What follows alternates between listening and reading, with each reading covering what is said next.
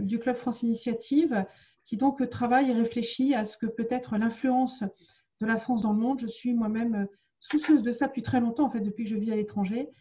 Est-ce que la France, dont pour le moment on peut se réjouir, on peut se balader, je me rappelle, au fin fond de la Mongolie, et vous prononcez le mot France et il y a des gens qui savent de quoi je parle, ça me rend toujours très étonnée et quand même un peu fière. Mais est-ce que ça sera toujours pareil dans 20 ans, dans 30 ans? La question est vraiment sur la table, je pense, et ça se travaille très largement en avance.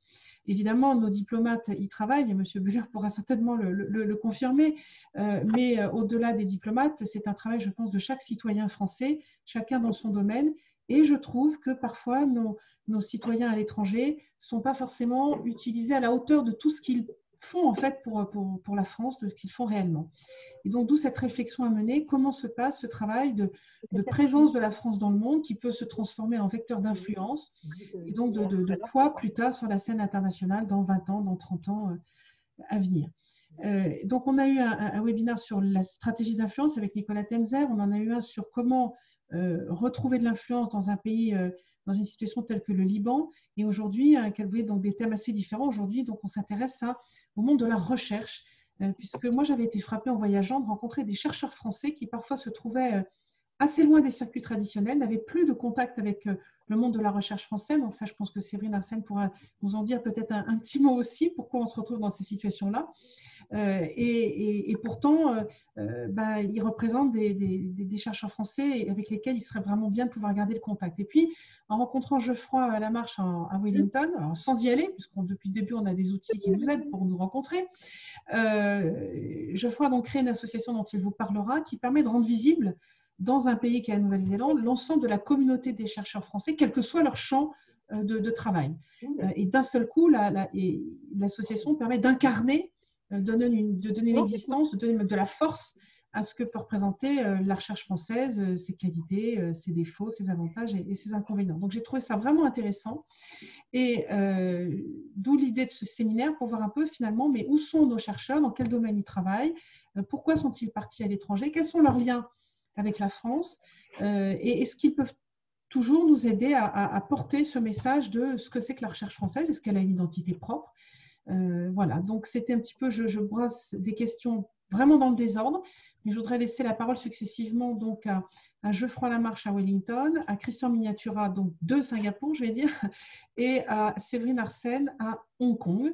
Geoffroy, je vous laisse la parole. Pour à peu près, alors qu'on ait un temps d'échange, une quinzaine de minutes à peu près, chacun maximum, ça peut être moins, c'est comme vous voulez, qu'on puisse avoir un temps d'échange après. À vous la parole. D'accord, merci beaucoup. Merci Anne pour cette présentation. Merci à tous de prendre le temps à 9 h du matin. Ici, il est 21 h. Donc, bonsoir de la Nouvelle-Zélande, bonjour aux Européens. Un tout petit point technique, je vois qu'il y en a qui sont pas, leurs microphones ne sont pas sur silence et il y a un petit retour d'écho. Donc, si tous les gens pouvaient se mettre sur mute, de manière à ce qu'il n'y ait pas de retour d'écho, ce sera plus agréable pour tout le monde, je pense. Merci. Donc, j'ai plusieurs idées. Je vais passer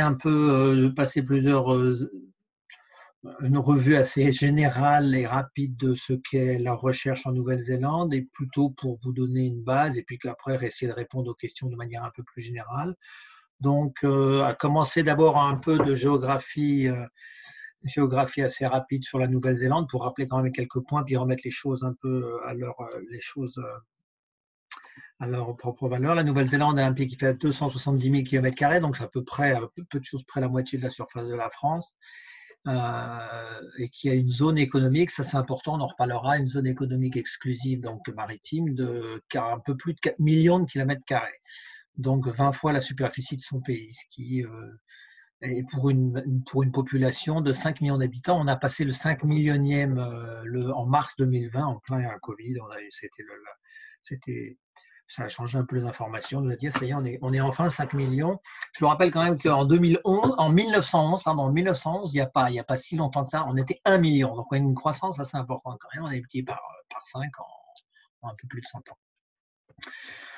Alors, la Nouvelle-Zélande est une monarchie constitutionnelle unicamérale. C'est une chose assez importante, parce que comme c'est une unicamérale, une seule chambre, les choses vont très très vite. C'est un pays qui réagit très vite, qui change, qui peut passer des lois, qui peut discuter des lois de manière assez rapide et qui est essentiellement basé sur un un, un, un processus de démocratie parlementaire de type Westminster. Et on la compare donc bien évidemment à l'Angleterre, parce que c'est l'origine un peu de la Nouvelle-Zélande, en tout cas c'est là où les Néo-Zélandais ont leurs liens les plus forts, mais le pays qui se compare le plus souvent d'un point de vue gouvernemental, c'est l'Allemagne, très proche de la Nouvelle-Zélande.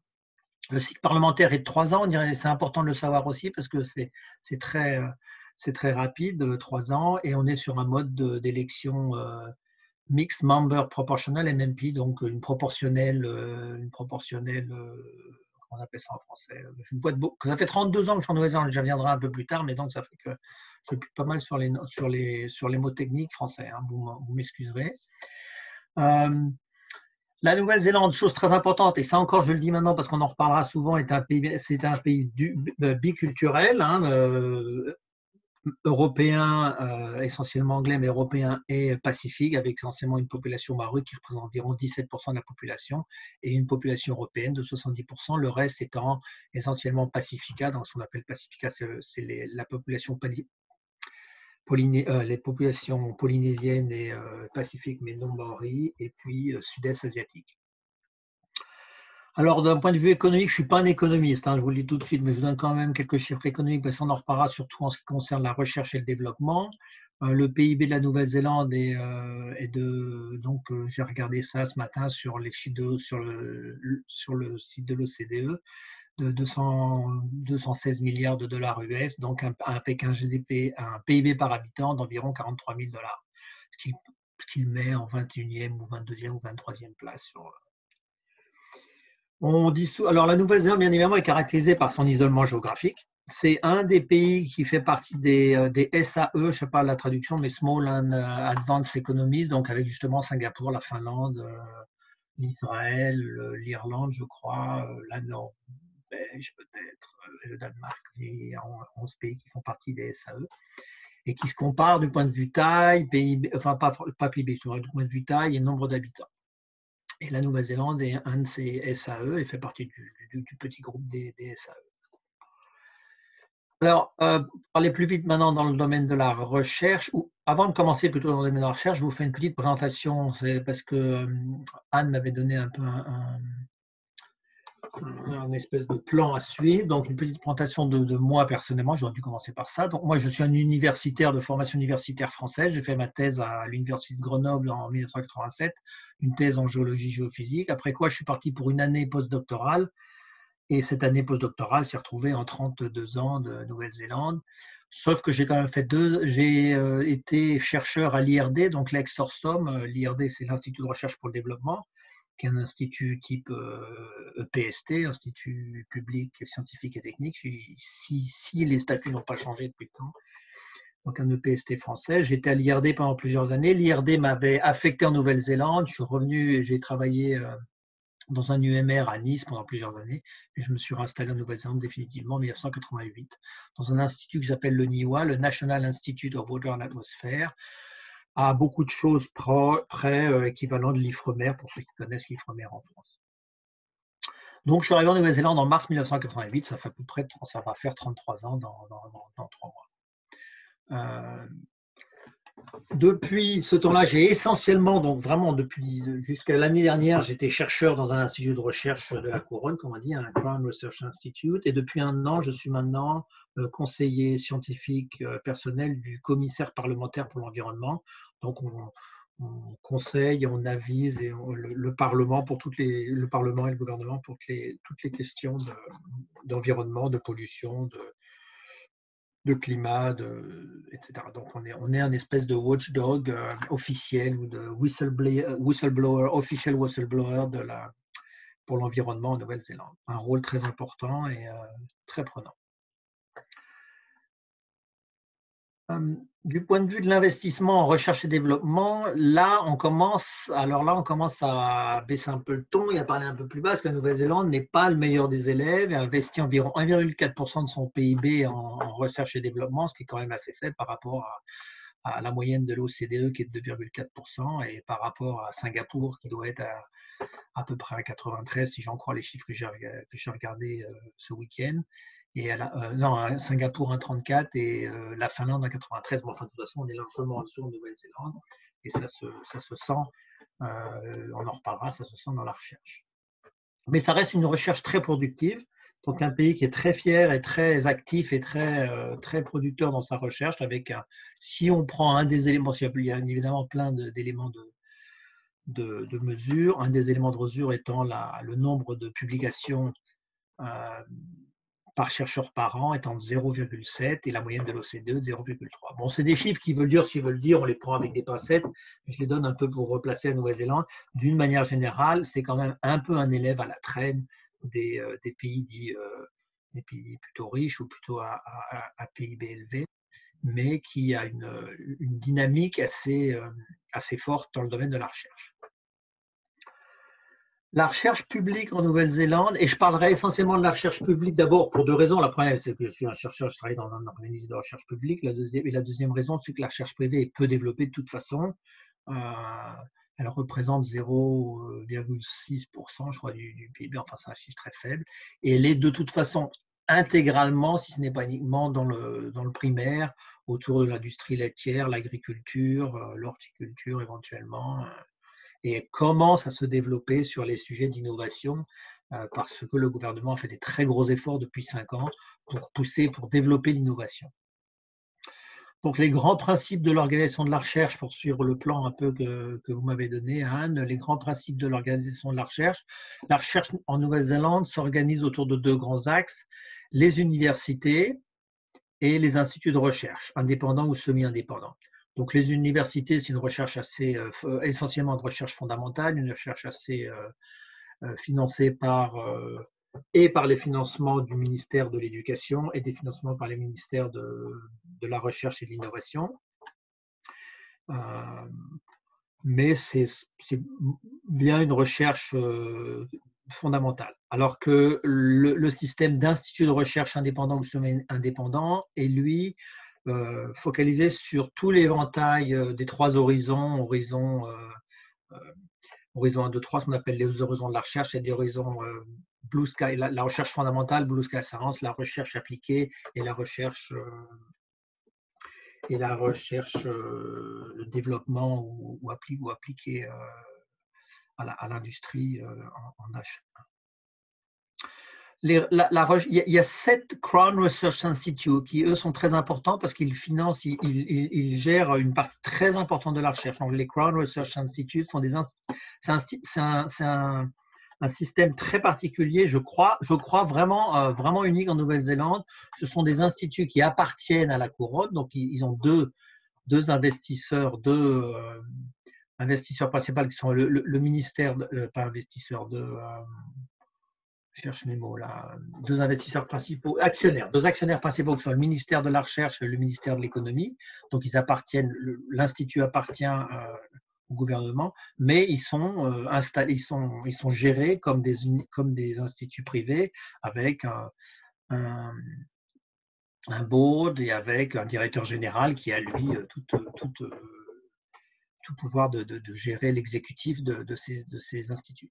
Alors, ces instituts, il y en a 7, il y en a 3 qui sont essentiellement sur la recherche sur l'environnement au sens large, c'est-à-dire le risque naturel, l'agriculture, le marin, l'environnement marin, la biodiversité, la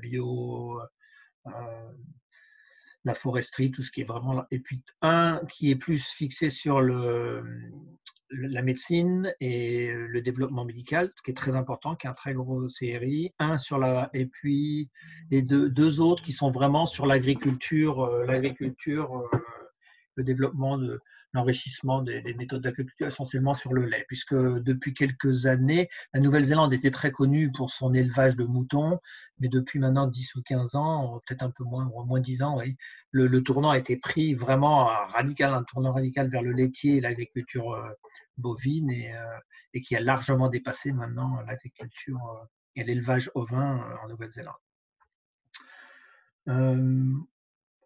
Les Crown Research Institute et les instituts autonomes, il y a quelques instituts autonomes aussi, ont environ 4000 chercheurs et génère environ 1,2 million de dollars néo-zélandais de revenus. Donc, ces Crown Research Institute, ils sont financés environ à 50% par les budgets publics. Ça, c'est très important, on y reviendra. Et 50% par le privé. Donc, ça diffère fondamentalement des EPIC, des établissements publics à intérêts commerciaux français comme l'Ifremer et le BRGM, qui, eux, ont un financement public de l'ordre de 80-85% et 15 ou 20% privé. Donc là, on a j'allais dire on parce que j'ai travaillé pendant 20 ans, mais les instituts de la recherche ont un financement 50% privé, 50% public. Ce qui effectivement contrôle complètement leur mode de fonctionnement, parce qu'à 50% de recherche de financement privé, on est constamment en train de faire la recherche de financement. Donc le financement de la recherche, il est essentiellement public, il est essentiellement donné par le ministère Business Innovation and Development and Business Innovation and Employment. Donc, il n'y a pas de ministère de la recherche à proprement parler, c'est le ministère du Business Innovation and Employment, donc ça veut bien dire ce que ça veut dire, qui finance la recherche avec un budget d'environ 1,2 milliard de dollars néo-zélandais par an. Deux parties, une partie négociée, donc négociée directement avec les instituts, donc environ 70% est négocié avec les instituts, donc entre le ministère et les instituts de la recherche, avec un processus itératif, des priorités, des stratégies du gouvernement, des priorités, des stratégies que l'institut a développées depuis plusieurs années, c'est son expertise et sa capacité, sa capacité. Donc ça, c'est une partie, ce qu'on appelle negotiated contract, qui est très importante et qui est sur le moyen terme, c'est financé sur 7 ans, et une partie sur le court moyen terme de 5 ans qui est contestable funding. Donc là, avec des taux de réussite de l'ordre de 15% et des demandes de financement assez complètes et difficile et très longue à monter, est basée sur deux critères essentiels. L'excellence de la recherche, donc ça, l'excellence de la recherche, c'est le critère numéro 1 du ministère qui dit on ne financera pas de projets qui ne sont pas excellents au niveau international. Donc la recherche est jugée, les programmes de recherche sont tous jugés par un panel international. S'ils passent le critère d'excellence, ils sont ensuite évalués sur les critères d'impact, donc impact économique, impact environnemental ou impact sociétal, et sur aussi leur intégration de la science traditionnelle maori. Donc ça, c'est aussi une des différences vraiment fondamentales de la Nouvelle-Zélande par rapport à probablement tous les autres pays, voire certainement l'Europe, certainement, mais même voir l'Australie et les États-Unis qui ont aussi des populations autochtones. Je ne sais plus le terme politiquement correct qu'on utilise, mais Primary Nations en anglais. Donc, en Nouvelle-Zélande, la population maori représente 17% de la population.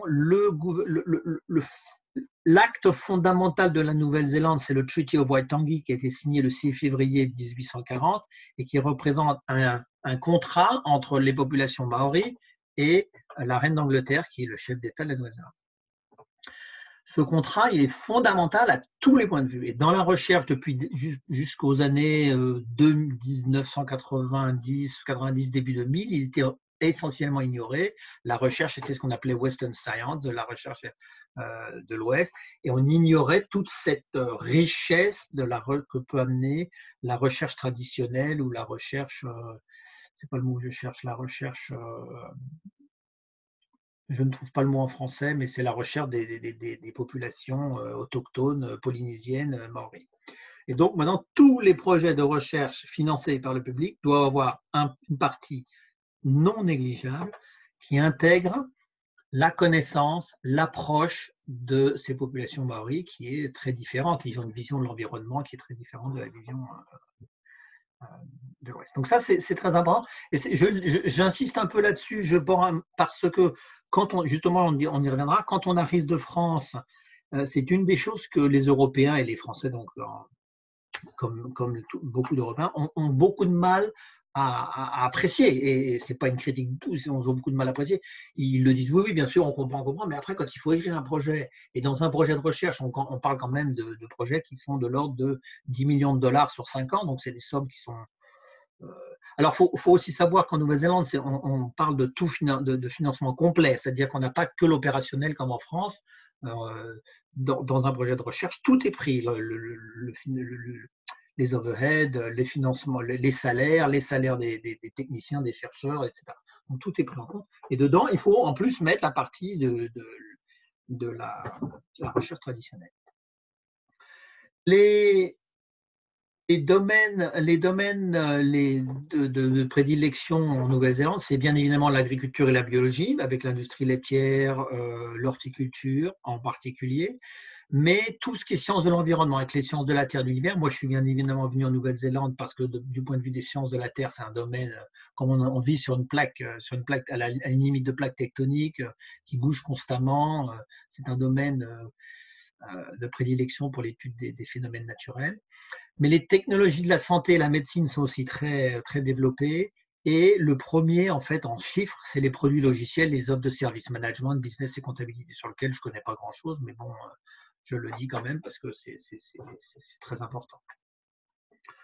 En ce qui concerne la coopération et la collaboration dans la recherche, les 4 pays les principaux, c'est bien évidemment l'Angleterre, parce que l'Angleterre, c'est quand même Mother England, donc la majorité des Néo-Zélandais ont un lien avec l'Angleterre. Ensuite, c'est les États-Unis, l'Australie, la Chine et l'Allemagne. La France vient, je ne sais pas en quelle priorité, peut-être qu'Alessio aura les chiffres, mais je ne les ai pas, mais la France vient bien après, mais reste un pays quand même privilégié pour la recherche sur l'environnement, avec un nombre de Français dans la recherche depuis que moi, quand je suis arrivé, on devait être en Nouvelle-Zélande, on devait avoir une vingtaine de Français dans la recherche, et encore, et je les connaissais tous, et bon, on se disait, bon, on se connaît. Et maintenant, je ne sais pas combien on est, mais à mon organisation FAST, on doit être environ 100, un peu plus de 100, et à l'ambassade, Alessio me disait ce matin, on avait 120 ou 130 Français enregistrés comme chercheurs travaillant dans un institut de recherche en Nouvelle-Zélande. Donc, on peut estimer que c'est probablement de l'ordre de 1,2 ou 1,3 fois plus que ça. Donc, le nombre de chercheurs français en Nouvelle-Zélande a augmenté énormément. Alors après, on va faire des grosses généralités. Je n'ai pas les statistiques, mais ça fait quand même, avec l'organisation FAST que j'ai créée, je vous en reparlerai dans une minute, j'ai quand même pas mal une vision assez globale de ce qui se passe. Il y a 3 types il y a les chercheurs qui viennent pour un temps court, donc soit pour faire un PhD, soit pour faire une année postdoctorale, donc qui restent sur un temps court, qui sont très souvent basés dans les Crown Research Institute ou dans les universités.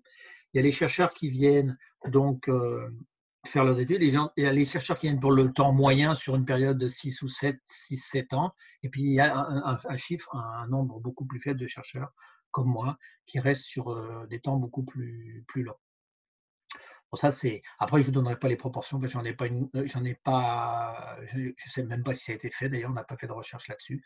Mais d'une manière générale, j'aurais tendance à dire que la grosse partie des Français restent entre moins de 10 ans et ont tendance à retourner en France. Ça, c'est quelque chose que j'ai souvent remarqué. On a du mal, et c'est peut-être justement qu'on peut parler, on a du mal à retenir les chercheurs français sur des temps longs. Alors, il n'y a pas que les salaires, il n'y a pas que il y a surtout l'aspect culturel et la distanciation de la France. Les forces de la France en Nouvelle-Zélande, du point de vue de la recherche, c'est bien évidemment sa formation rigoureuse en termes de sciences. Et essentiellement, ce qui est très, très apprécié, c'est la capacité à conceptualiser, la force en mathématiques, la force en physique et en sciences dures en Nouvelle-Zélande est bien reconnue en Nouvelle-Zélande et très appréciée. Peut-être justement que sur le domaine appliqué, sur le domaine hands-on, il est moins recherché ou moins apprécié. Donc, d'une manière générale, la formation des chercheurs français, des scientifiques français est très appréciée. On a toujours un mal fou, mais ça, tous ceux qui sont à l'étranger le sont, on a toujours un mal fou à expliquer la différence entre les universités et les grandes écoles. parce que c'est un concept qui est franco-français et qui est difficile à expliquer. Mais une fois que la chose passe, ça vient.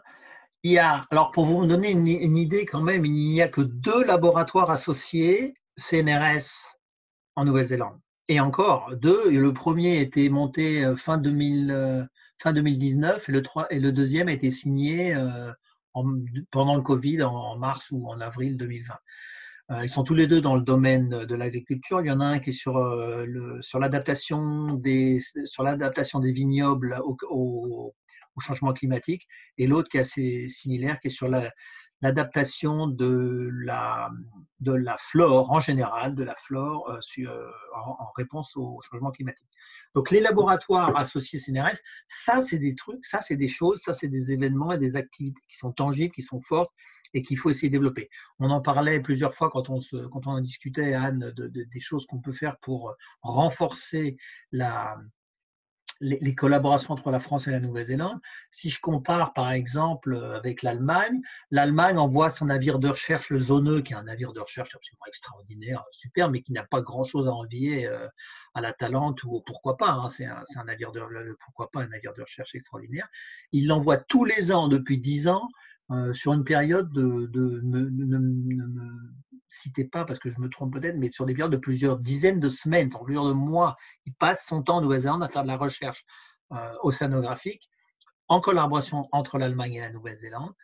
La Talente ou le Pourquoi pas, qui sont les deux navires phares de la France. La dernière fois la Talente est venue en Nouvelle-Zélande, c'était quand? C'était en 1998, je crois. Et le Pourquoi pas est jamais venu. Donc ça, c'est des choses, comme on a une zone économique énorme de 4 millions de kilomètres carrés, il y a toute une recherche en pêcherie, en recherche minière sous-marine, en environnement marin, en protection de l'environnement marin.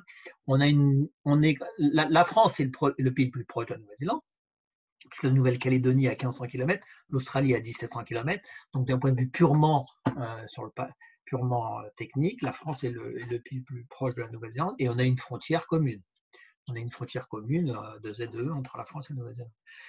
Et les programmes de recherche entre la France et la Nouvelle-Calédonie, entre la Nouvelle-Zélande et la Nouvelle-Calédonie, entre la Nouvelle-Zélande et la Polynésie sont très faibles. Et c'est là-dessus qu'on pourrait aussi pousser et développer beaucoup plus de projets pour travailler ensemble sur les problématiques, sur les problèmes environnementales, de pêcherie,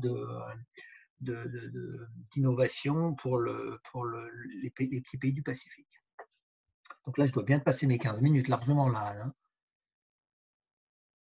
Je continue. Pardon, oui, absolument. Si vous pouvez juste effectivement dire un dernier mot sur vraiment ce que vous êtes en train de le faire, les propositions à faire, quelles sont les perspectives de la France, de la recherche française en Nouvelle-Zélande, comment on peut améliorer cette coopération et renforcer notre présence. Vous avez déjà donné des pistes et c'est très intéressant. Donc, c'est vraiment le point certainement le plus important à bien comprendre. Alors, il y a plusieurs canaux. L'ambassade de France nous soutient, et je ne le dis pas seulement parce qu'Alice m'écoute, hein, l'ambassade de France nous soutient très fortement dans les collaborations et dans la collaboration et le montage de programmes franco-néo-zélandais. Bon, bien évidemment, la distance est un des très gros problèmes, mais pas pour les Néo-Zélandais, parce que les Néo-Zélandais sont habitués à la distance, qu'ils aillent où qu'on aille en Nouvelle-Zélande, quand on monte dans un avion, c'est pour 15 heures. Donc, point final, qu'on aille en France, en Australie, enfin, non, pas en Australie, qu'on aille en Chine ou aux États-Unis, sur la côte Est ou en Europe, c'est un déplacement à long courrier. Le problème de la langue n'est pas un vrai problème en soi, parce que les Français parlent très bien anglais et que les Néo-Zélandais sont très acceptants de cette barrière, mais il y a une barrière perçue, j'en avais un peu parlé, une barrière perçue de la part du Néo-Zélandais qui va, s'il travaille en collaboration, son première approche, ça va d'aller voir vers l'Angleterre ou vers l'Allemagne, parce que c'est des pays anglo-saxons. Donc, il y a 3 ans, et j'en ai pas encore parlé, il y a 3 ans, j'ai créé l'association France Aotearoa Science, Technology and Innovation. Aotearoa, c'est le nom de la Nouvelle-Zélande en maori, hein, qui veut dire le pays au long du nuage blanc. Donc FAST, l'acronyme FAST avec un point d'interrogation, l'acronyme FAST, France Aotearoa Science, Technology and Innovation, c'est une petite structure, une association qu'on dirait en France type loi de 1901, mais c'est une association enregistrée en Nouvelle-Zélande qui a pour but de renforcer les liens dans la recherche, la technologie et l'innovation entre la France et la Nouvelle-Zélande. Donc, on a démarré petit, on a démarré essentiellement avec les PhD, donc les doctorants et les post-doctorants, parce que c'est eux qui ont souvent quand même le plus de besoin d'aide, en tout cas au déplacement.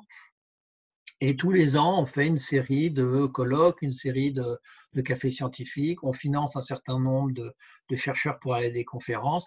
Et depuis 2 ans, depuis 2 ans, sauf que l'année dernière, on n'a pas eu le droit de se déplacer, on finance 3 chercheurs néo-zélandais pour aller en France, rencontrer leur contrepartie, en France et essayer de monter des projets en commun. Donc ça, c'est quelque chose où on a besoin évidemment d'avoir des financements. C'est quelque chose sur laquelle l'ambassade nous soutient et financièrement et moralement, mais sur lequel je pense que c'est un des gros points, c'est arriver à mettre les gens en contact en premier. Pour mettre les gens en contact en premier, c'est pas via Zoom.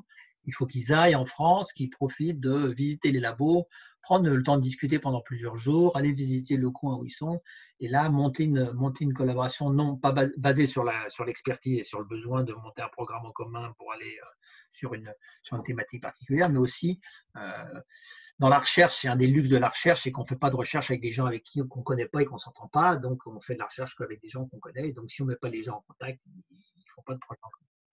Donc ça, FAST démarre, reste assez humble. On va vraiment démarrer de manière un peu plus conséquente. Pour ça, il faut qu'on arrive à lever des fonds parce que à terme, ce qui peut aussi être très fort, c'est de financer des thèses en co-tutelle.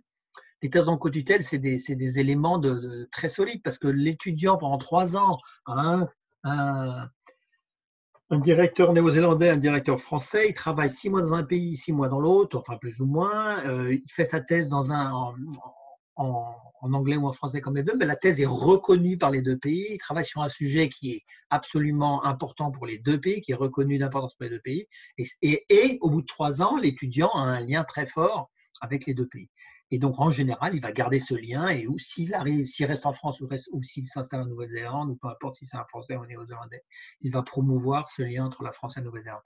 Les thèses en co-tutelle, alors c'est très, très difficile à monter, malheureusement. Et ça, je pense qu'il y a vraiment quelque chose à faire pour faciliter la thèse en co-tutelle. Ce n'est pas que la faute de la France, hein, parce que comme les universités en Nouvelle-Zélande sont payantes, les universités vont dire, nous, on veut bien, mais à partir du moment où vous payez vos frais d'inscription en Nouvelle-Zélande, je vous la fais rapide, c'est ça. Et du coup, comme les frais d'inscription en France sont beaucoup plus faibles, et que le principe numéro 1 de la thèse en co-tutelle, c'est qu'on paye les frais d'inscription dans une seule université. Souvent, ça chapeaute sur ce critère-là. Donc ça, les thèses en co-tutelle, c'est quelque chose, moi, sur lequel je pousse beaucoup. Les stages étudiants, moi, j'ai eu quand j'étais au NIWA, donc plus maintenant dans mon nouveau rôle, mais quand j'étais au NIWA, tous les ans, j'avais 1 ou 2 étudiants stagiaires de grandes écoles ou d'universités qui venaient passer du temps entre 3 et 6 mois. Alors, il faut dire que 3 mois en Nouvelle-Zélande, c'est très court. Hein. Parce que le temps qu'ils arrivent, qu'ils cherchent à s'installer, et puis 3 semaines avant de partir, qu'ils vont se balader et tout. Donc, en général, on prêche plutôt pour 6 mois ou 1 an. Mais ça aussi, c'est des valeurs sûres. Parce que l'étudiant va rester, ou le jeune chercheur va rester pendant 6 mois ou 1 an en Nouvelle-Zélande, va connaître le mode de fonctionnement beaucoup mieux. Et quand il repart en France, ou s'il repart en France, là, on voudrait qu'il soit un point d'entrée de FAST ou de notre association en France. Alors là, on peine un petit peu, mais l'idée reste là. Voilà, en très court. Eh bien, merci beaucoup Geoffroy. Je vais laisser la parole à Christian Koenig qui va nous présenter Christian Miniatura. Oui, merci beaucoup Geoffroy. C'était absolument passionnant de découvrir un univers de recherche différent de celui qu'on connaît en France, différent aussi de celui que je peux connaître de Singapour. On va en parler.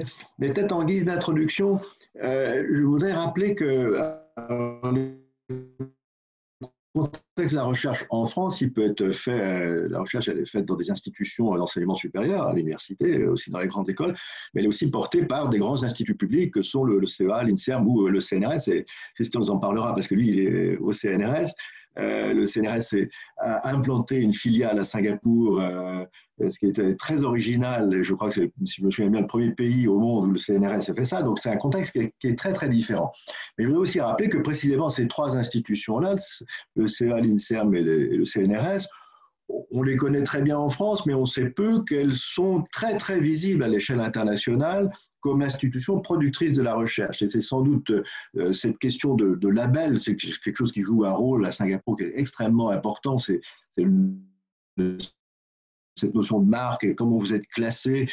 C'est pas la qualité de la recherche qui intéresse, mais les Singapouriens, ils aiment bien d'abord faire venir une marque intéressante. Alors, il n'y a pas de marque intéressante sans qu'il y ait quelque chose de puissant derrière. Et c'est sans doute quelque chose qui a joué un rôle dans la création de laboratoires au pluriel du CNRS à Singapour et de cette filiale. C'est un contexte qui est vraiment très, très particulier. Alors, Christian, il fait partie de ces gens que j'ai connus à Singapour. C'est un chercheur en physique, il en dira peut-être quelques mots, mais c'est moi aussi, je crois, comment on les utilisait. Je ne referai pas la leçon, mais je trouvais ça absolument passionnant. Et ça fait aussi beaucoup plus de 10 ans d'ailleurs qu'il est à Singapour. Donc c'est une expérience qui est tout à fait particulière. Il nous dira peut-être un mot justement aussi sur la manière dont les actions du CNRS et de son laboratoire, qui associe aussi des universités, s'inscrit dans une politique de Singapour de faire venir des institutions internationales, mais aussi commence à donner naissance à quelque chose qui est un peu l'équivalent de FAST, si je comprends bien, qui est le principe du French Lab. Je ne sais pas si tu nous en diras un mot, Christian, mais ce sera intéressant. Merci, c'est à toi. Christian est en France en ce moment pour quelque chose. Oui, bonjour à tous. Bon, moi, je vais un peu raconter mon parcours plutôt que de décliner un petit peu Singapour, parce que c'est comme ça que j'ai vécu Singapour, en fait. Hein. D'accord. En fait, la première fois que je suis allé à Singapour, c'était en octobre 2003. Et la raison était très simple, c'était de faire du tourisme scientifique. Il se trouve qu'à l'époque, j'avais deux amis qui étaient à Singapour, un ami scientifique, un Allemand, qui venait de prendre un poste à l'université NUS, National University of Singapore, et un ami d'enfance qui s'appelle Bernard Luciani, que peut-être M. Buller a connu, parce qu'il a été comment on appelle ça, le COCAC en quelque sorte à l'ambassade à Singapour à l'époque. Moi, je l'ai bien connu. Voilà. Donc, et donc, je me suis dit, c'est une bonne façon que d'aller visiter ce pays, de voir ce qui s'y passait. Donc, j'y ai passé une dizaine de jours. Donc, j'ai donné une série de conférences, etc. Donc, moi, je suis un chercheur en physique quantique. Et le pays m'a immédiatement plu. Et mon ami Bernard Luciani m'a dit, mais pourquoi tu ne reviendrais pas sur de la durée? Parce que nous, on a un programme de double diplôme avec la France. Donc, ceci, avec les grandes écoles françaises. Donc, ceci veut dire aussi que l'image de la France était très bien perçue à Singapour, au passage. Hein, on connaissait la qualité de l'enseignement. Et donc, les grandes écoles à Singapour sont connues quand même. Voilà. Même si c'est vrai que c'est compliqué à expliquer, mais il y avait ce double diplôme avec les grandes écoles françaises, Polytechnique, les ponts, les mines, etc. Bien. Donc, le temps de monter le projet, je suis arrivé donc à Singapour ensuite avec ma famille sur de la durée en 2005. J'y ai passé 18 mois. Et pour moi, c'était un séjour juste scientifique, voilà, enseigner à l'université, prendre le pouls du pays, etc. Je n'avais pas du tout l'idée à l'époque de monter quelque chose. Et en fait, il s'est trouvé que j'étais la bonne personne au bon endroit, au bon moment, parce qu'un jour, j'étais dans mon bureau à Singapour et je reçois un coup de fil d'un ponte du CNRS qui avait regardé dans les listings et il se demandait s'il n'y avait pas un physicien à Singapour par hasard. Et il est tombé sur moi, j'étais le seul à l'époque, en physique, je veux dire, hein, en physique. Et le gars, après, c'est vrai, ça se passait en 2006. En 2005, il y avait eu l'attribution des Jeux Olympiques à Singapour. Hein, voilà. Le Fonds monétaire international s'est réuni aussi en 2006 à Singapour. Il y avait toute une polémique déjà à l'époque sur les maths. Il y avait cette médaille Fields française, Laforgue, qui disait il faut suivre l'exemple de Singapour. Bon, bref, Singapour était partout dans les news, à la télé, à la radio, dans les journaux, etc. Et donc, ça avait excité la curiosité de cette personne dans la hiérarchie CNRS qui m'a demandé de lui organiser une visite. Donc, ce que j'ai fait, et donc le gars est venu pendant 4-5 jours, au retour d'un voyage en Chine. Et donc, il a discuté avec les preneurs de décision à Singapour. Et en partant, il m'a dit, écoutez, Christian, vous avez carte blanche. Si vous avez le moindre projet à monter, vous aurez le soutien franc et massif de l'institution.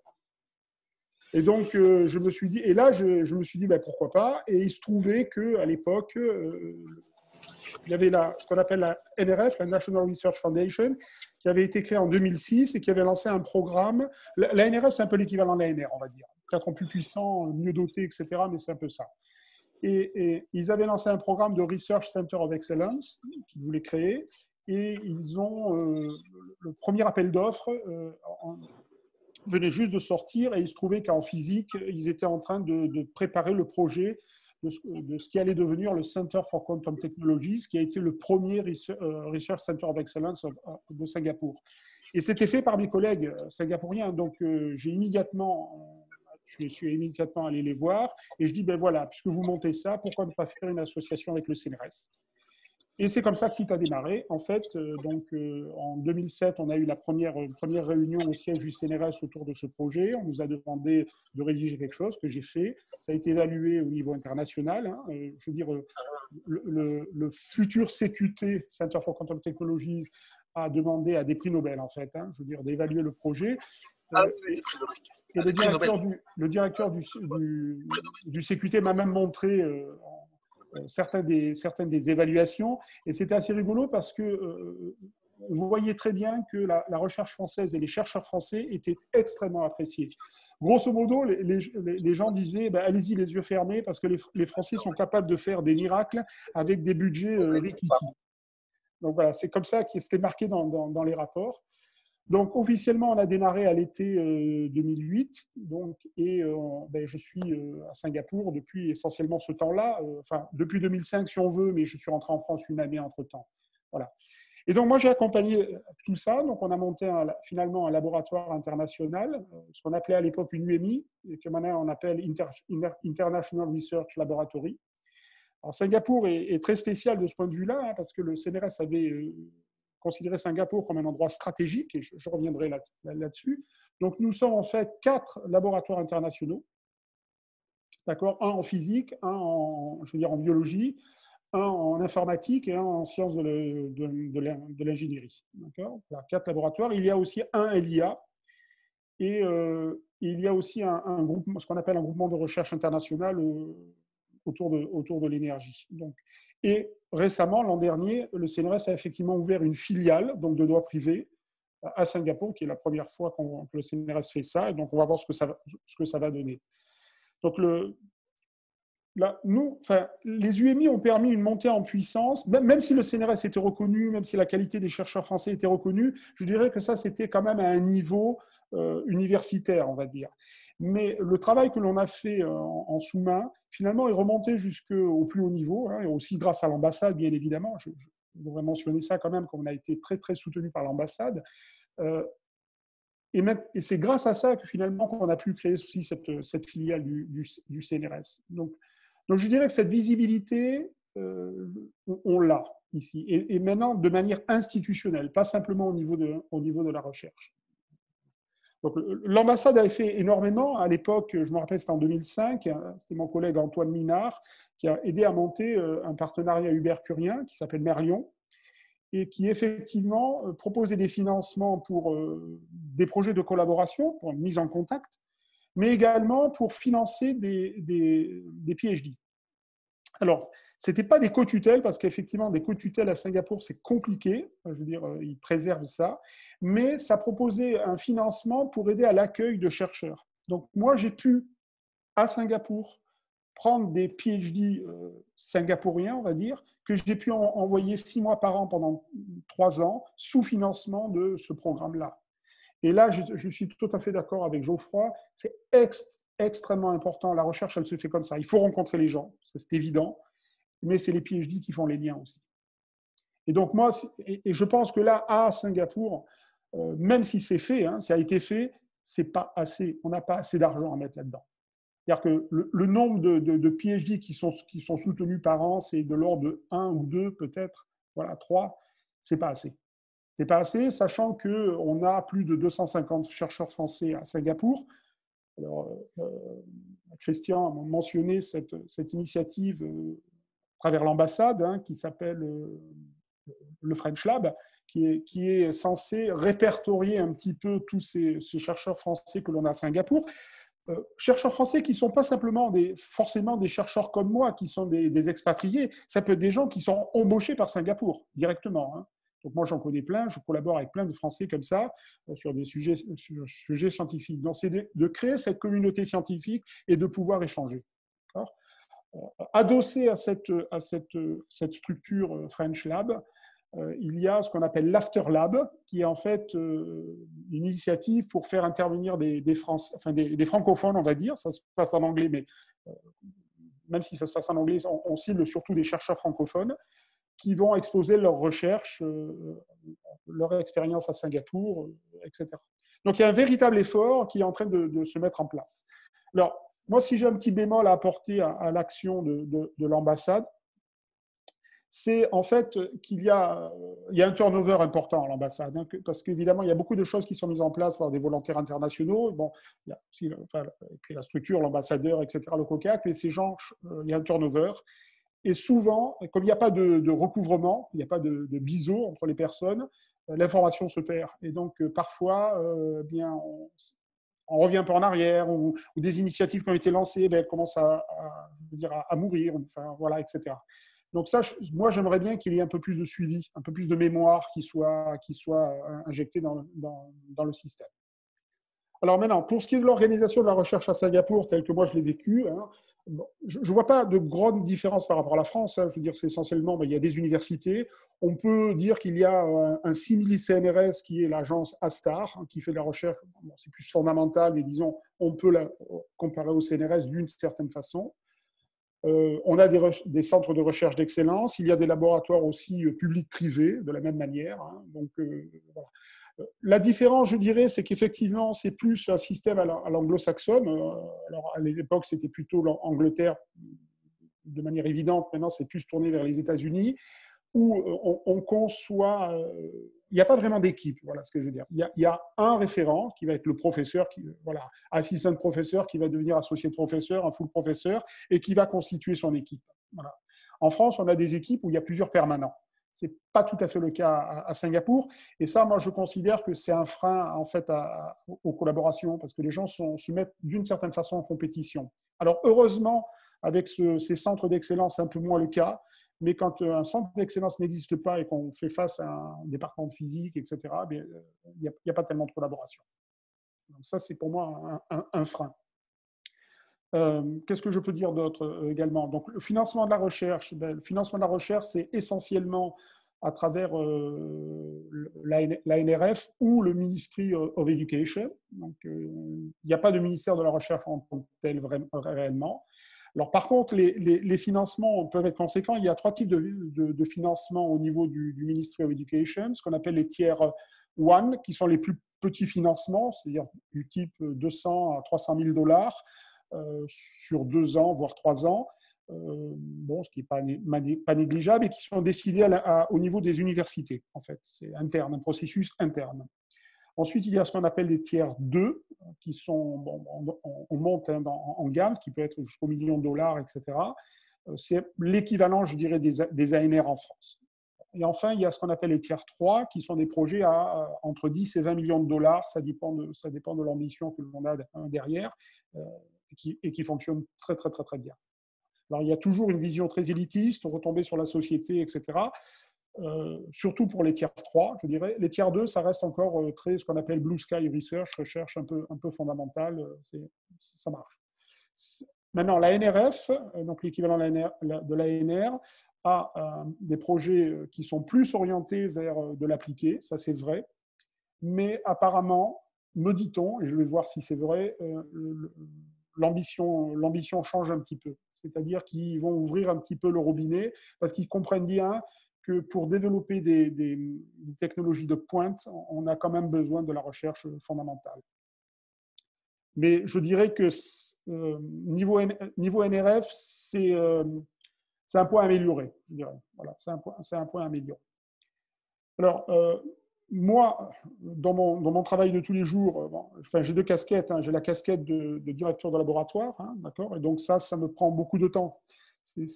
C'est pas du tout la même gestion qu'un laboratoire en France, je veux dire. Donc moi, c'est beaucoup d'entre-gens, de serrage de main, de veille technologique, je dirais, voilà, de mettre en relation les gens entre la France et Singapour, organiser des visites, etc. et tout. Voilà. Et puis j'ai mon travail de chercheur. Dans mon travail de chercheur, je dirais que ce qui, moi, m'ennuie le plus ici, c'est le manque de réciprocité. C'est-à-dire que Singapour, avec une structure comme une UMI, IRL maintenant, la France offre l'éligibilité aux membres singapouriens de l'UMI, l'éligibilité aux appels d'offres français et européens. D'accord ?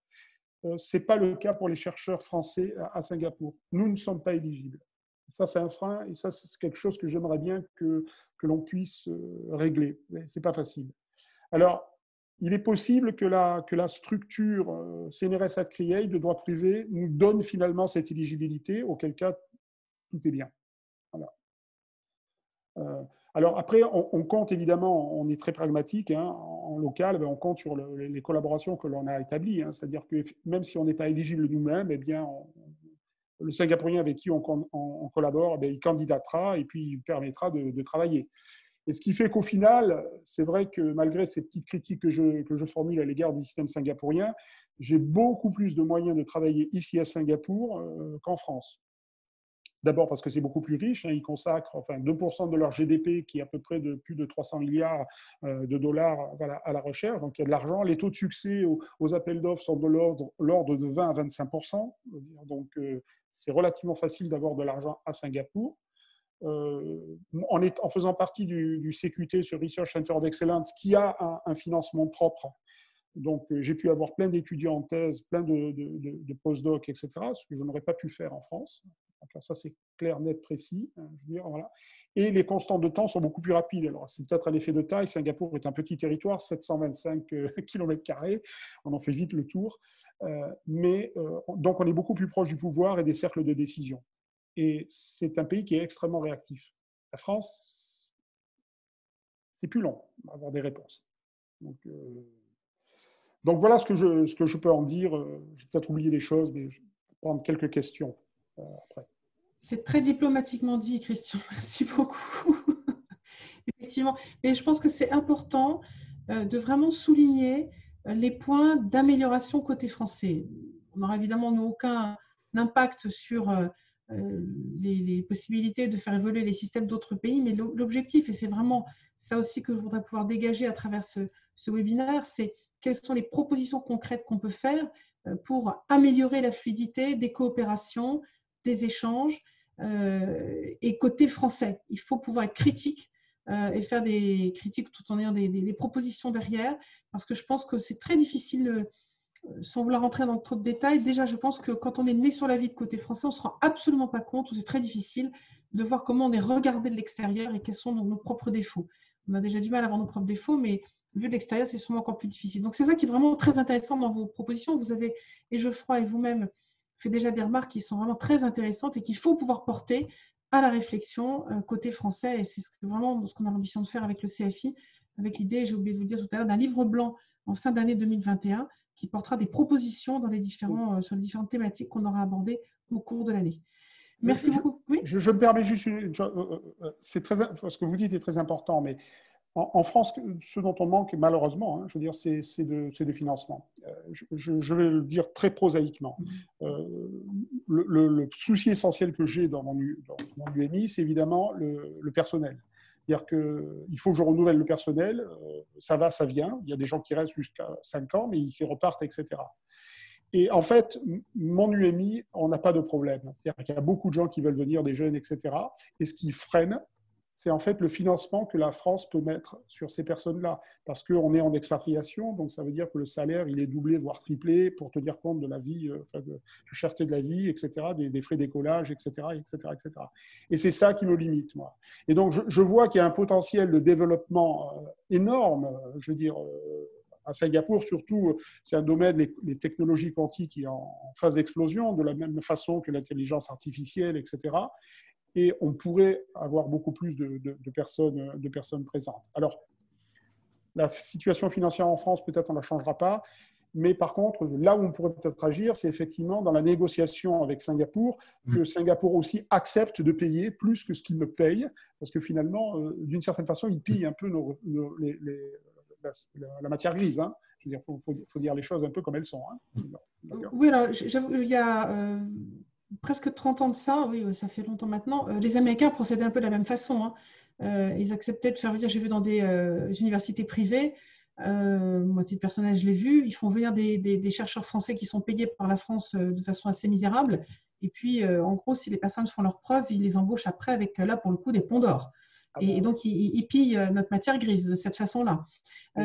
Donc, moi, la question que je voulais vous poser, quand vous dites ça, demandez à Singapour de participer plus. Mais si en face d'eux, ils ont un autre chercheur, un Allemand, un Hollandais, une autre nationalité qui, elle, a un labo qui paiera, lui, de son côté, pourquoi est-ce qu'il viendrait payer plus pour les Français? Non, il y a deux points. Il y a effectivement le fait que Singapour puisse être agressif et faire venir sur Pont d'Or des gens très visibles, etc. Là, je parle d'une structure CNRS, donc ça veut dire un laboratoire international, c'est un partenariat. Donc, il y a une convention qui est signée entre, dans mon cas précis, c'est NUS, NTU, et puis 2 universités françaises qui sont Sorbonne Université et l'Université de Nice, et le CNRS. Donc, on a un accord. Donc, dans cette convention-là, on peut mettre des conditions. D'accord ? Donc, si Singapour accepte de signer un laboratoire commun, ça veut dire que c'est aussi un laboratoire de leur université.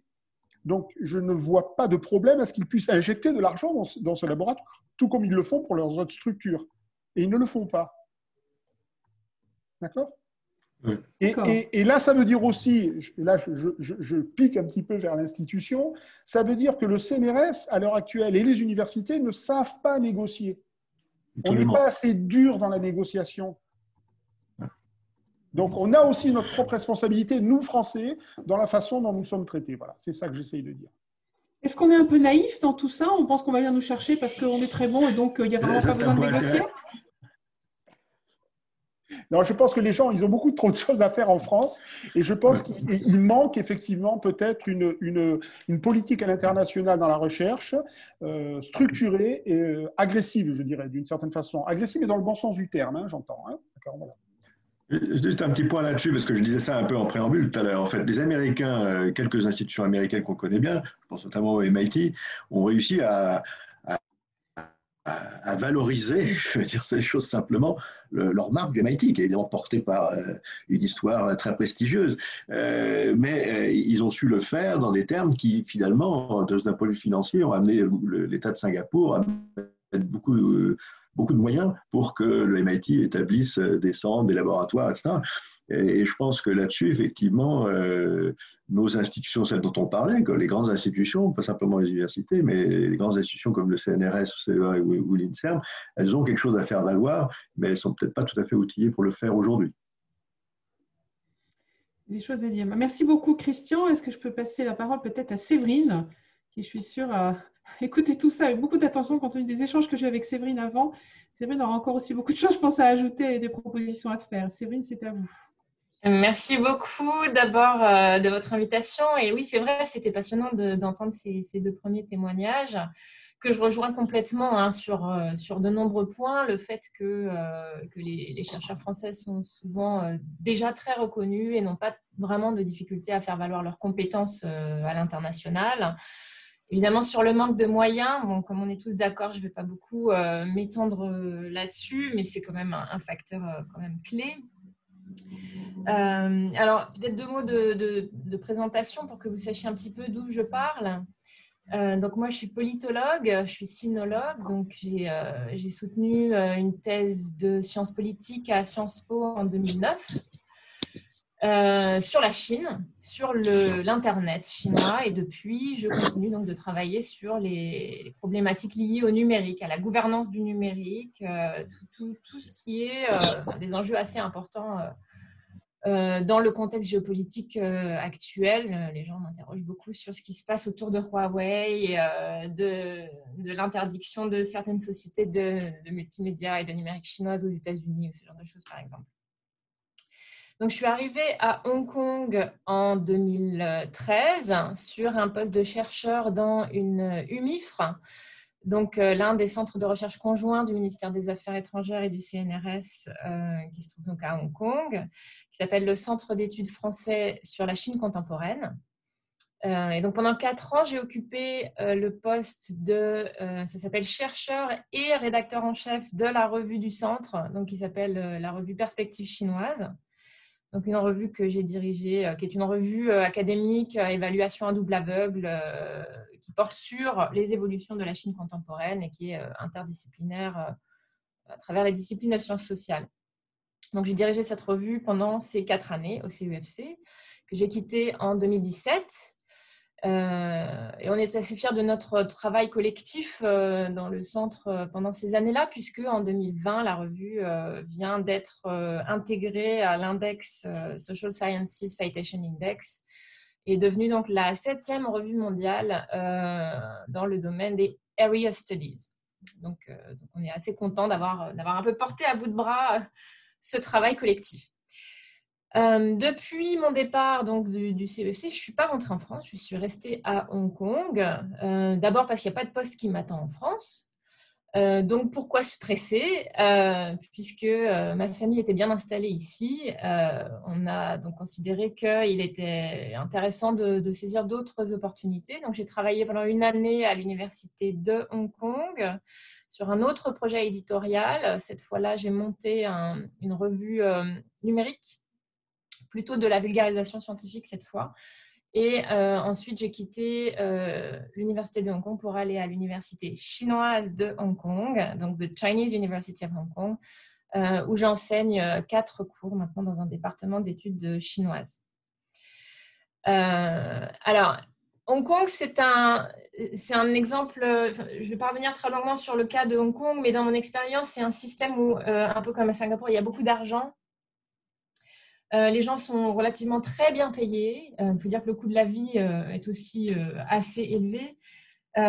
Mais c'est aussi un système qui est très, très marqué par le goût pour la marque. Et donc, ils aiment particulièrement les gens qui ont le tampon Berkeley ou le tampon Oxford ou Cambridge. Donc, ils sont très, très attirés par ces effets de marque. Et un système aussi très marqué par le goût pour les classements. Et donc, le nombre de publications, la métrique, c'est quelque chose qui détermine énormément les carrières des personnels. Alors, ça veut dire aussi qu'il y a une énorme pression sur les personnels parce que les budgets de leur département vont en découler. Moi, j'ai rencontré énormément de gens qui en souffrent profondément et en fait, du coup, il y a beaucoup de turnover. Les gens viennent parce qu'ils sont très bien payés puis ils ne restent pas si longtemps que ça, en fait. En fonction des conditions qu'ils peuvent obtenir, parce qu'ils les négocient aussi, ça peut être parfois assez compliqué. Et même si c'est un modèle qui, sur le court terme, peut permettre d'obtenir des lauriers dans les classements internationaux d'universités, etc., c'est quand même un système qui a beaucoup d'effets pervers, du coup, qui fait que il y a des comportements au sein des laboratoires qui peuvent être assez toxiques parce que ça peut encourager des gens, par exemple, donc à découper leurs travaux en petits morceaux. On a des comportements prédateurs, des directeurs de thèse qui piquent le travail de leurs étudiants. On a ce genre de choses. Donc, ce n'est pas forcément un modèle que j'ai envie de recommander pour la France. Et au contraire, c'est là que j'en viens un petit peu plus au cœur de mon propos. Il me semble qu'en France, dans le contexte mondial actuel, avec les défis auxquels le monde est confronté, la France a des atouts à faire valoir. Et en ce qui concerne les sciences sociales, les atouts que nous avons, c'est sur le fond un goût pour la recherche critique et un goût pour la recherche qualitative qu'on trouve assez peu dans les autres systèmes universitaires. Et ça, il me semble que c'est vraiment un avantage comparatif sur lequel il faut miser absolument. Du coup, c'est des appétences comme ça pour certains types de sujets. C'est une relative protection encore pour le moment vis-à-vis de ces classements qui font qu'on est capable de voir des projets pour l'avenir, qu'on va être donc capable éventuellement de répondre aux défis sur le changement climatique, répondre aux défis que nous posent, par exemple, les enjeux géopolitiques, la montée de la Chine que moi j'observe au premier rang, etc. avec l'indépendance dont on est encore capable. Vu depuis les sciences sociales, c'est aussi les défis liés à la montée des populismes, à la prégnance des fake news, la crise démocratique à laquelle on est confronté en ce moment. On a une vraie mission comme chercheurs en sciences sociales pour essayer de redonner confiance dans la science, redonner confiance dans l'information qu'on produit comme chercheurs pour que les gens autour de nous puissent s'informer et avoir accès à des informations vraiment fiables. Et donc, il me semble que les valeurs sur lesquelles il faut qu'on essaye de miser pour avoir un vrai avantage comparatif dans les sciences sociales en France, c'est l'intégrité, c'est la capacité de produire des recherches en toute transparence, des recherches qui sont indépendantes. Et ça, moi, j'ai pu voir que, par exemple, dans un contexte comme le contexte hongkongais, parfois c'est difficile. Quand on est confronté à une puissance comme celle de la Chine, c'est pas forcément un enjeu auquel il est facile de répondre. Mais c'est aussi la mission, plutôt que d'essayer de briller dans les classements, c'est aussi la mission d'assurer la formation de base de nos étudiants dans les territoires. Il y en a un enjeu démocratique hyper fort à relever là, et il faut vraiment savoir mettre les priorités au bon endroit. Et également, résister aux modes. Et être capable de faire une recherche qui explore dans toutes les directions. On a eu des tribunes signées par les gens qui étaient spécialistes des coronavirus cette année, qui nous ont dit « Moi, ça fait 20 ans que j'essaye de faire financer des projets sur les coronavirus, mais on ne m'a jamais financé parce que un coup, c'est la mode de ceci, un coup, c'est la mode de cela. Alors, on se précipite tous sur les nouvelles modes et en fait, on n'a jamais ce temps d'avance dont on aurait besoin. En fait, les modes, c'est toujours en retard, puisque le temps que ça devienne à la mode, ça fait déjà 15 ans qu'il y a des gens qui travaillent dessus en général. Donc, il faut garder à l'esprit qu'on a vraiment besoin de conserver cette capacité d'exploration. Alors, du coup, concrètement, qu'est-ce que ça veut dire? Qu'est-ce qu'on peut faire pour essayer de porter toutes ces valeurs et tous ces principes de manière solide et durable? Il me semble qu'il y a des choses qu'on peut faire en France et il y a des choses qu'on peut faire à l'étranger. Alors, même si il y a un volet en France, c'est quand même en lien avec l'impact que ça va avoir sur le rayonnement de la France à l'étranger. Il me semble qu'on peut redonner de l'agilité à la recherche en France. On a parlé un petit peu de certains blocages, certaines difficultés à faire passer les messages auprès de la hiérarchie ou à trouver des supports de financement qui soient suffisamment pratiques à mettre en œuvre.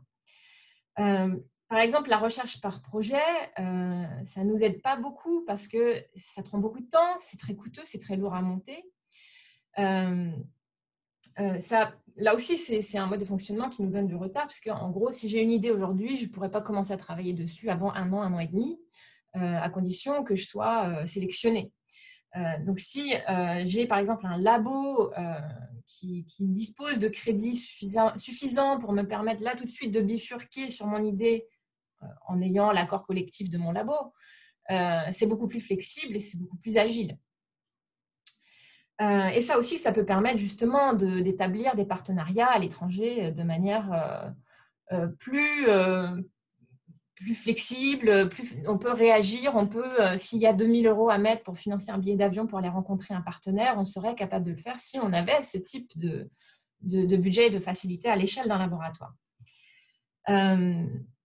Alors, on ne peut pas donner plus de moyens au sein du laboratoire sans exiger en contrepartie de pouvoir faire confiance à ces labos. Donc, ça suppose aussi de mettre le paquet sur les mesures de protection de l'intégrité scientifique, sur la lutte contre les conflits d'intérêts, sur le renforcement des mesures d'éthique, d'indépendance au sein des labos.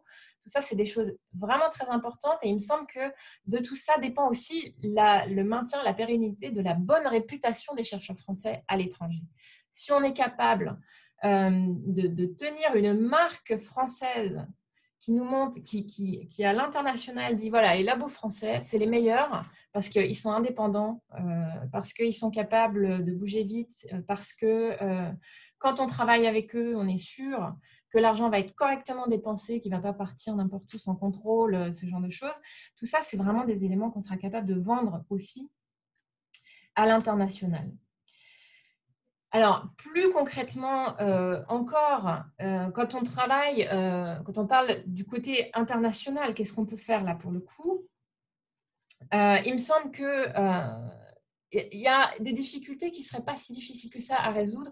Il y a pas mal de financements accessibles à l'international, par exemple gérés par le ministère des Affaires étrangères, qui sont des financements pour soutenir de la collaboration, mais qui ne financent en fait que des déplacements, c'est-à-dire de la mobilité.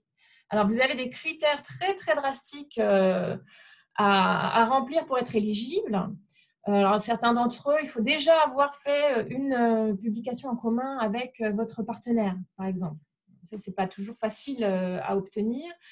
Pour d'autres, il faut que ça soit… Alors, vous avez des contraintes de temps, vous avez des contraintes de type d'activité. Il faut que ce soit des workshops, ou alors il faut que ce soit ce type de conférence ou ce genre de choses. Donc, c'est très, très difficile, en fait. Et moi, ce qui me frappe, c'est qu'aucun de ces financements ne porte sur la production de la recherche. Tous portent sur la valorisation. Or, on vient justement de tous se dire qu'on a du mal à financer la production de la recherche. On a du mal à financer des salaires. Et je ne connais pas vraiment de dispositif d'aide à la collaboration internationale, à part l'ANR. Mais là, bon, on est plus sur un financement français, à vrai dire. Donc, tous ces dispositifs, en fait, ne financent pas de salaire. Donc, en gros, par exemple, moi, aujourd'hui, dans la recherche, alors mon enseignement est financé, mais pas ma recherche en ce moment. Je ne suis éligible à pas grand-chose. Et ça veut dire que si je me joins à l'un de ces projets, on me paiera mon billet d'avion, mais pas le temps passé sur ce que je vais présenter. Et on a aussi, du coup, une difficulté par rapport à ça, qui est que souvent, le temps pris à cette valorisation, il vient au détriment du temps pris à la création même des contenus qu'on va valoriser. Donc, les chercheurs sont souvent très, très pris par le temps. Ils ont des enseignements, ils ont des responsabilités administratives. Quand je gérais la revue, elle me prenait 70% de mon temps. Et je faisais volontiers des tas d'actions de valorisation. Mais parfois, ça me mettait en situation de choisir entre écrire un article ou aller passer quelques jours dans un autre pays pour aller présenter certains des travaux de recherche. Donc, on est vraiment devant des dilemmes comme ça. Je pense que ça vaut vraiment le coup d'essayer de réorienter certains de ces financements vers la main-d'œuvre. Et main-d'œuvre, donc, ce qui peut rejoindre aussi les remarques qui ont été faites au sujet du fait que, par exemple, c'est les jeunes PhD qui font vraiment souvent les liens entre les laboratoires en France et à l'étranger. Et c'est vrai qu'à ce moment-là, se crée énormément de liens. Moi, j'ai fait la moitié de ma thèse à Pékin, dans un laboratoire privé de recherche et développement de France Télécom. Le réseau que j'ai pu construire à ce moment-là, c'était extraordinaire. Ensuite, j'ai fait un postdoc aux États-Unis, à Washington. C'est pareil. En fait, l'essentiel de mon réseau, des liens que j'ai établis pendant ces périodes-là, ça, c'est des choses que je garde encore aujourd'hui, qui sont d'une richesse extraordinaire. Et donc, il faut être capable de non seulement financer ces PhD. Là, on a des difficultés quand même assez sévères aujourd'hui à financer les jeunes. Moi, je connais des gens qui veulent se lancer sur des thématiques liées au numérique en Chine et qui ne trouvent pas. Mais il faut aussi leur donner des perspectives d'avenir, parce qu'aujourd'hui, quand on a un jeune qui veut commencer une thèse, une des premières questions qu'il nous pose, c'est « est-ce que je devrais ?» Parce que derrière, je sais que je ne vais pas trouver du travail. Et on ne sait pas quoi leur répondre. C'est vraiment très compliqué. Et donc, en fait, on en revient quand même toujours au même problème, c'est que si on n'est pas capable derrière de donner des perspectives de carrière, pas juste de s'aider les uns derrière les autres, mais des vraies perspectives de carrière à nos jeunes, et on n'est même pas obligé de les payer si cher que ça, parce que si on leur offre de la stabilité, en fait, même les salaires maigres que représente un salaire de maître de conférence en France attirent quand même énormément de candidats. Donc, on n'a pas de difficulté tellement, ça dépend sans doute des disciplines, mais alors en sciences sociales, on continue d'avoir 60 à 100 candidats sur un poste, donc il n'y a pas tellement de problème de recrutement de ce côté-là. Donc, du moment qu'on offre des postes aux gens, je pense qu'on est capable à ce moment-là de créer une attractivité Et en plus, comme ces postes offriront aussi la perspective d'être indépendant, justement, et de travailler sereinement sur du long terme, ça contribuera vraiment à faire de la France un endroit où on peut répondre aux enjeux auxquels le monde fait face aujourd'hui. Merci, merci beaucoup Séverine, c'était passionnant. Oui, vous avez souligné le fait que l'embouteillage, l'engorgement entre le nombre de candidats sur un poste et les postes, donc ce qui témoigne du fait qu'il y a peu de postes offerts en France. Bon, le problème de la rémunération, j'entends que ce n'est pas la rémunération qui peut être un obstacle, mais c'est surtout qu'ils ont envie de poursuivre leurs travaux de recherche, mais enfin, il ne faut pas non plus que la rémunération soit laissée complètement de côté. Il faut aussi pouvoir vivre décemment Oui, évidemment. de son travail. Oui, non, je ne plaide pas pour des salaires faibles. Hein. Je dis juste que ce n'est pas là un blocage fondamental. Ce n'est pas l'obstacle principal aujourd'hui, j'ai compris. Voilà. D'accord. Merci beaucoup, Séverine. Alors, on va peut-être laisser la place maintenant aux échanges et aux questions. Christian, je te laisse modérer tout cela. Ben oui, je pense qu'il y a forcément des questions parmi nos amis qui nous écoutent ce matin ou ce soir en Nouvelle-Zélande. Je crois qu'on a vu 3 perspectives très différentes, d'abord par les thèmes qui sont couverts en termes de recherche, entre la Nouvelle-Zélande, entre Geoffroy, Christian et Séverine. 3 contextes aussi qui sont bien différents, même si d'une certaine manière, ce que Séverine a dit sur le concept de marque se rapprochait un peu de ce qu'on évoquait à propos de Singapour. Donc on a abordé, je crois, des points intéressants sur la capacité, enfin ce que vient de rappeler Séverine, c'est d'avoir des financements de la production et pas simplement le financement de la valorisation. On a parlé en fait d'une forme d'accompagnement institutionnel qui était à la fois riche mais très variable tant qu'il n'était pas un peu stabilisé. Je pense à la remarque de Christian sur les équipes dans les ambassades qui changent beaucoup, alors que dans d'autres domaines, dans le domaine des affaires, il y a des institutions très structurées avec et en dehors des ambassades qui sont plus permanentes. Alors, je ne sais pas de quel rôle ça peut jouer, mais en tout cas, ça fait quelques thèmes de débat intéressants. Donc, alors, peut-être que c'est Pierre Buller pourrait nous éclairer là-dessus, parce qu'effectivement, du côté économique, on voit bien qu'on est très organisé, très structuré, qu'il y a d'ailleurs des outils et au ministère des Affaires étrangères et au ministère des Finances pour assurer une forme de cohésion, de suivi des personnes qu'on envoie en poste pour, en général, une durée de 3 ans. Je n'ai pas vu, Pierre Buller pourrait peut-être me corriger si je me trompe, l'équivalent dans le domaine de la recherche. On voit des gens partir, mais qui partent peut-être sur un poste de cocac et puis après repartent comme consul quelque part ou repartent faire tout à fait autre chose. Donc, j'ai pas perçu pour le moment cette notion de continuité institutionnelle du monde scientifique à l'étranger. Volontiers, merci Anne. Vous m'entendez? Voilà, non, la raison pour laquelle vous me voyez ici ce matin est que je m'intéresse, disons de façon générale, après avoir présidé pendant 3 ans, qui est l'opérateur de l'action culturelle extérieure de la France. J'ai rejoint, donc mon mandat s'est terminé en août, j'ai rejoint le Centre d'analyse, de prévision et de stratégie pour travailler sur la diplomatie d'influence, différentes modalités, donc diplomatie culturelle, mais aussi je m'intéresse maintenant à la diplomatie scientifique. Et donc, nous avons commandité au Centre d'analyse et de prévision une consultance sur ce terrain-là, qui je crois sera intéressante parce qu'il y a une vraie difficulté. Alors, j'avoue que je suis un peu béotien dans la matière, je la découvre, et je la découvre d'ailleurs merci aux 3 intervenants là, qui sont extrêmement précieux. Mon son est très haché. Alors attendez, je vais autre.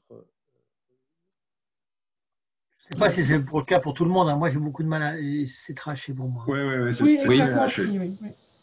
Alors, donc, j'ai été, en contact avec avec ces deux scientifiques, et ce qu'ils m'ont expliqué, ce que j'ai compris, en tout cas, c'est qu'au fond, il y a plusieurs logiques qui se retrouve dans, si vous voulez, la projection de la science hors de nos frontières, disons.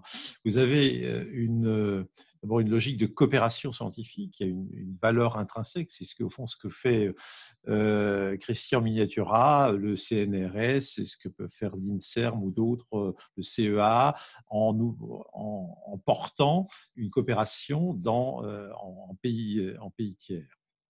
Vous avez ensuite une logique d'influence qui est donc portée par le programme 185, qui comprend un ensemble, disons, assez vaste.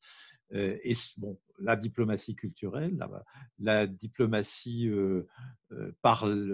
disons, linguistique, pour la projection de la langue française, un énorme bloc qui est constitué par les lycées français à l'extérieur, et puis s'y ajoutent d'autres modalités, et bon, la diplomatie scientifique en fait partie, mais à un niveau qui pose problème, parce que la dimension influence n'est pas la seule à laquelle il faille répondre, puisqu'il y a donc la coopération scientifique à proprement parler, et enfin, il y a une dimension économique avec l'innovation, la valorisation de la recherche, qui est portée par le service économique, enfin, le service de coopération économique. Donc, vous avez au fond trois objectifs différents, trois politiques publiques, au fond, qui sont portés par le ministère de l'Europe et des Affaires étrangères, mais sans qu'il y ait toujours une bonne intégration de ces trois logiques, et notamment la logique de coopération scientifique a beaucoup de mal à se loger, et au fond, ce que disait Christian Miniatura sur la difficulté, enfin oui, au fond de l'appropriation par le réseau diplomatique, le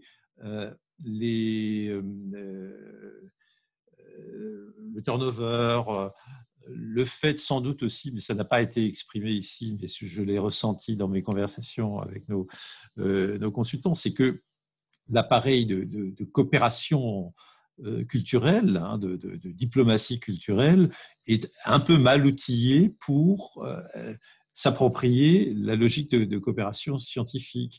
On a, par exemple, autrefois, il y avait 10 postes de conseillers scientifiques dans le monde, il y a une dizaine d'années, c'était le cas.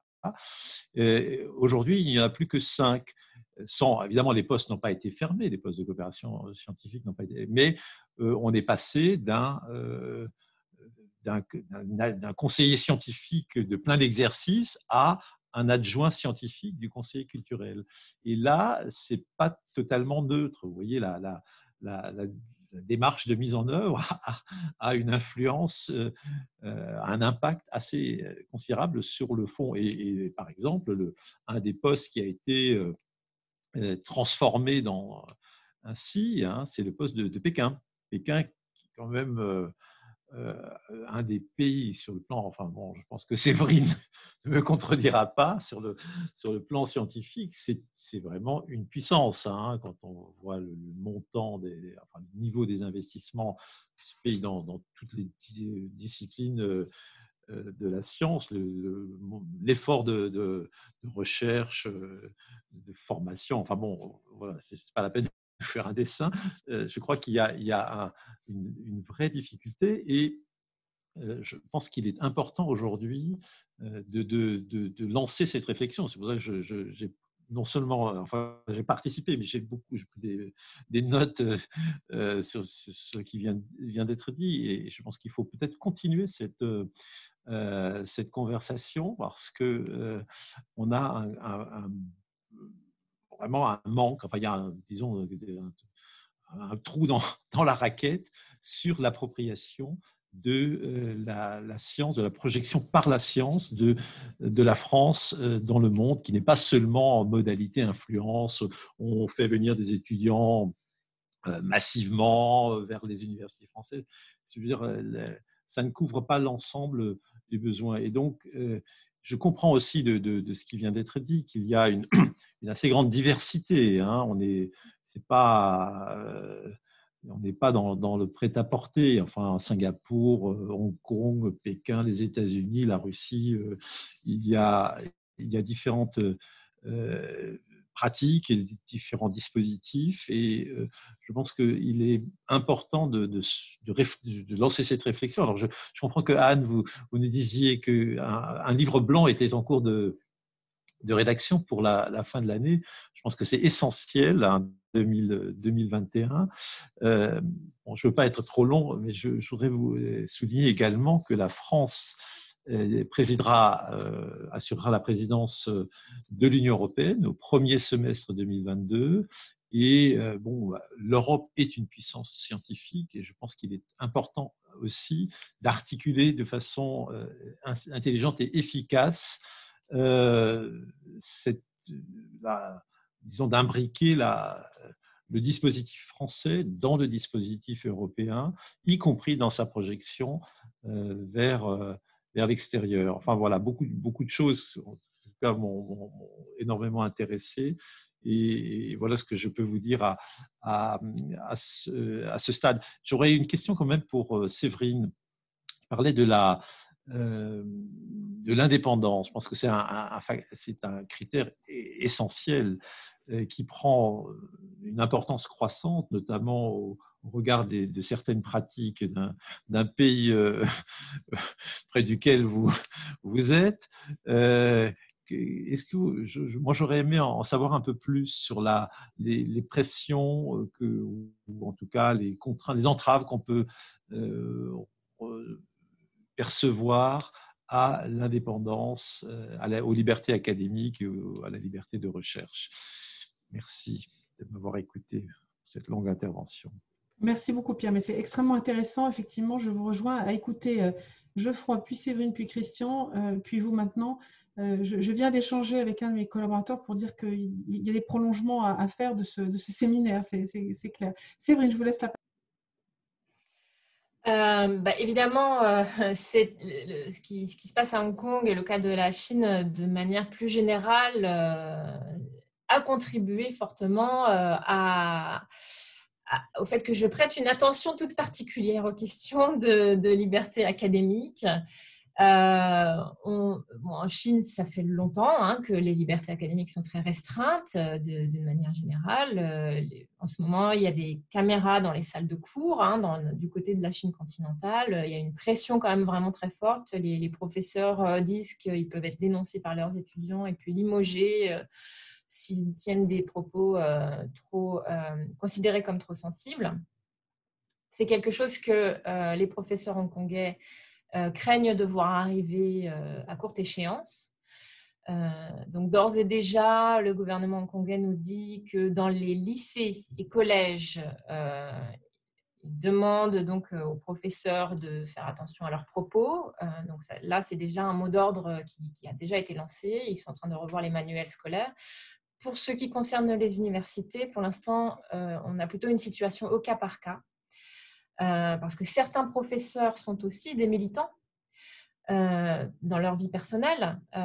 Et donc, on a déjà des gens qui ont été arrêtés pour leur militantisme, non pas pour leurs activités académiques elles-mêmes, mais pour leur militantisme. Et dans certains cas, c'est parfois difficile de faire la différence. On n'a pas encore reçu d'instructions très claires de la part de nos départements et de nos directions.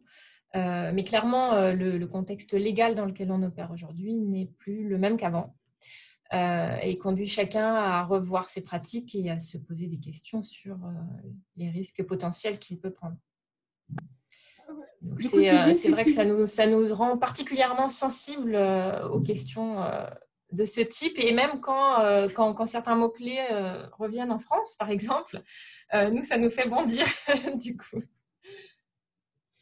Séverine, du coup, si je peux prolonger, donc quand vous parlez d'indépendance de la recherche française, ça peut être un atout. Est-ce que ce critère d'indépendance, est-ce qu'il peut faire peur, à contrario, à certains laboratoires avec lesquels on souhaiterait coopérer en Chine et à Hong Kong? Donc, comment est-ce qu'on peut valoriser notre indépendance? Est-ce que ça peut être un atout? Vous disiez pour vous c'était un atout. Est-ce que ça pourrait être vu comme un risque dans certains pays? Je pense que c'est essentiellement vu comme un atout. Quand c'est vu comme un risque, honnêtement, il n'y a pas grand-chose qu'on puisse faire. De toute façon, je veux dire, la déontologie de base et l'éthique de travail de base, pour nous, c'est de ne pas mettre en danger les collègues avec lesquels on travaille. Donc ça, c'est quand même une condition essentielle de notre participation à des travaux de coopération avec des collègues. Ça peut vouloir dire dans certains cas que les coopérations ne se font pas ou qu'elles peuvent se faire d'une manière moins institutionnalisée. Ça a été historiquement un point de difficulté dans l'organisation de la coopération en sciences sociales françaises avec la Chine, du côté de Pékin, pas tellement du côté de Hong Kong, mais du côté de Pékin, parce que de longue date, il y avait une antenne de recherche française basée à Pékin, mais qui a pris une forme peu institutionnalisée. C'était essentiellement un chercheur expatrié qui travaillait tout seul. Donc, selon les périodes dans le temps, il a pu avoir un petit centre autour de lui ou travailler de manière plus indépendante. Dans les années récentes, ce poste a été rattaché donc, au Centre d'études françaises sur la Chine contemporaine à Hong Kong. Et donc, voilà, les configurations autour de ce poste ont été une question très compliquée à résoudre, justement parce qu'on travaille sur des sujets politiques, on étudie les évolutions politiques et sociales de la Chine, donc par définition, quand on est sinologue de la Chine contemporaine, on aborde des sujets sensibles.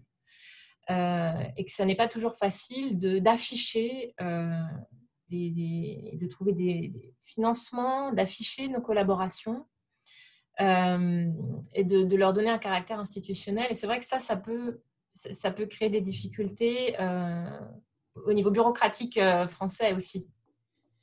Alors, du coup, vous avez parlé du financement et j'aurais voulu poser une question qui a été transmise par Michel, qui était dans le chat, là, qui a dû nous quitter. Vous avez tous évoqué le problème du financement. Hein. Tous, c'était une difficulté que vous avez rencontrée. Quel peut être le rôle de nos communautés d'affaires françaises sur place, pour le coup, dans les pays, pas en France, mais dans les pays en question? Est-ce que ces communautés peuvent avoir un rôle à jouer pour soutenir une recherche de financement d'un laboratoire français, d'une coopération franco quelque chose? Qui aurait un bout de réponse à ça? Peut-être qu'on peut demander à Geoffroy, justement. Ouais. Bon, moi je crois, oui, alors j'interviens. On est parti sur enfin, on a des comparaisons qui sont un peu difficiles parce qu'on compare la Nouvelle-Zélande à Hong Kong et à Singapour. Moi, j'écoute avec énormément d'intérêt tout ce qui a été dit, mais il y a beaucoup de choses à comparer et il y a aussi des différences fondamentales entre la Nouvelle-Zélande et ces deux grandes économies, en tout cas. Du point de vue alors, pour la Nouvelle-Zélande, moi, je pense qu'effectivement, on peut utiliser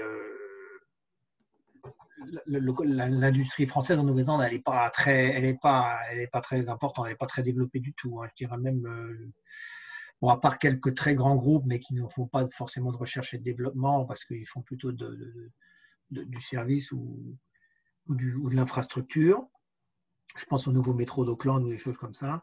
En ce qui concerne la recherche, moi, le groupe que j'ai formé, FAST, bon, l'idée au départ, c'était ça. Alors, on démarre tout doucement, on a plus de mal, rétrospectivement, c'est peut-être pas étonnant, on a plus de mal à obtenir des financements qu'on aurait voulu au départ, mais c'est vraiment là que j'aurais voulu justement qu'on arrive à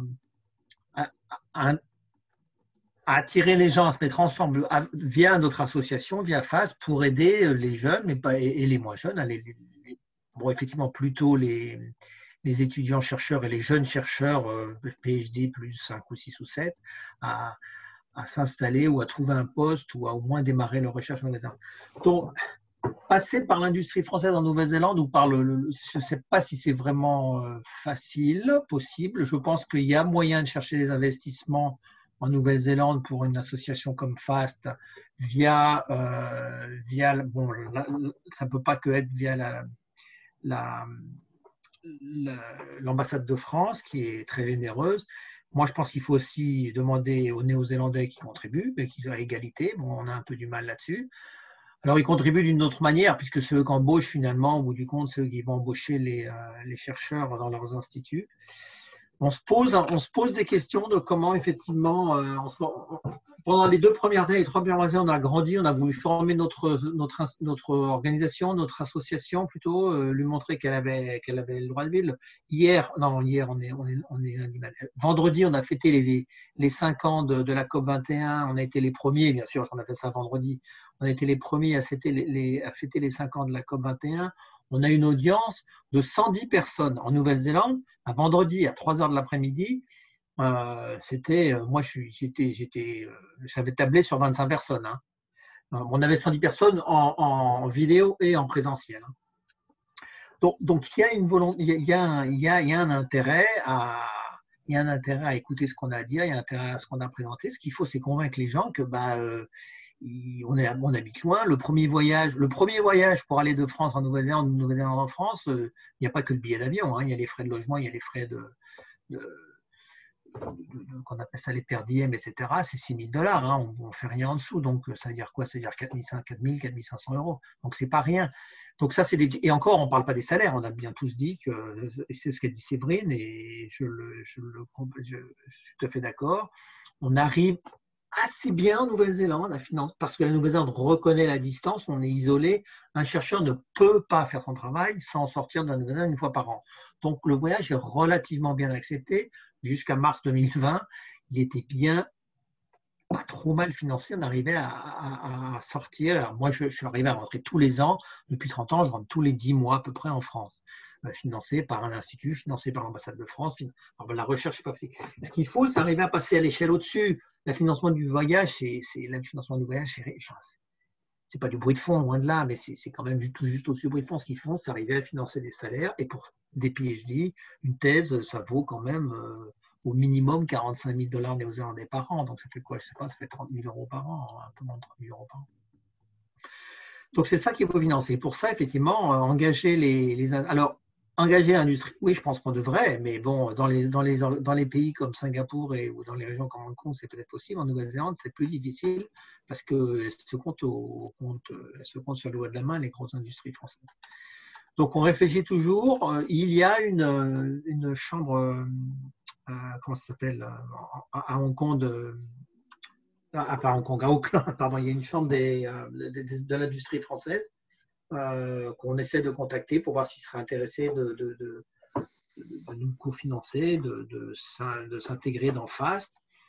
Mais c'est vrai qu'on peine un petit peu. Donc, je fais un peu une réponse de Normand là. Oui, il faudrait impliquer l'industrie. En ce qui concerne Nouvelle-Zélande, c'est difficile parce qu'ils ne sont pas beaucoup. Il y a Danone, effectivement, qui s'est installé, parce que l'industrie laitière, mais ça, est-ce qu'on peut considérer ça comme c'est plutôt suisse que français, j'ai l'impression. Alors, Geoffroy, si je peux me permettre de vous attendre une toute petite seconde, il y avait Pierre-François qui posait une question dans le chat intéressante. Est-ce qu'on pourrait imaginer un guichet unique? C'est peut-être ou M. Garrido qui pourrait nous répondre ou Pierre Buller, qui rassemblerait la NRT, Business France ou le MEDEF International, une structure qui puisse justement aider à apporter, j'imagine, c'est ça l'objet de votre question, les sujets de financement pour vraiment aider notre recherche à développer des financements pour des partenariats autour de la recherche. Quelqu'un d'entre vous aurait un embryon de réponse? Je voulais peut-être préciser. Vas-y, allez-y. Je voulais peut-être préciser un peu plus le contexte. Je remercie Monsieur Lamarche parce que j'habitais il y a quelques années en Nouvelle-Zélande et j'avais été au début de FAST et j'avais trouvé l'initiative très intéressante. Et des années plus tard, là, je me retrouve maintenant à aller faire une thèse en co-tutelle en Indonésie et juste faire cette thèse en co-tutelle en s'appuyant sur des entreprises françaises qui souhaiteraient développer leur business en Indonésie. Je la fais sur la cybersécurité. C'est des mois et des mois, et on n'a pas de réponse. Et les seuls qui viennent nous chercher, ce ne sont pas les Français. On ne va pas les chercher, mais ils viennent nous voir.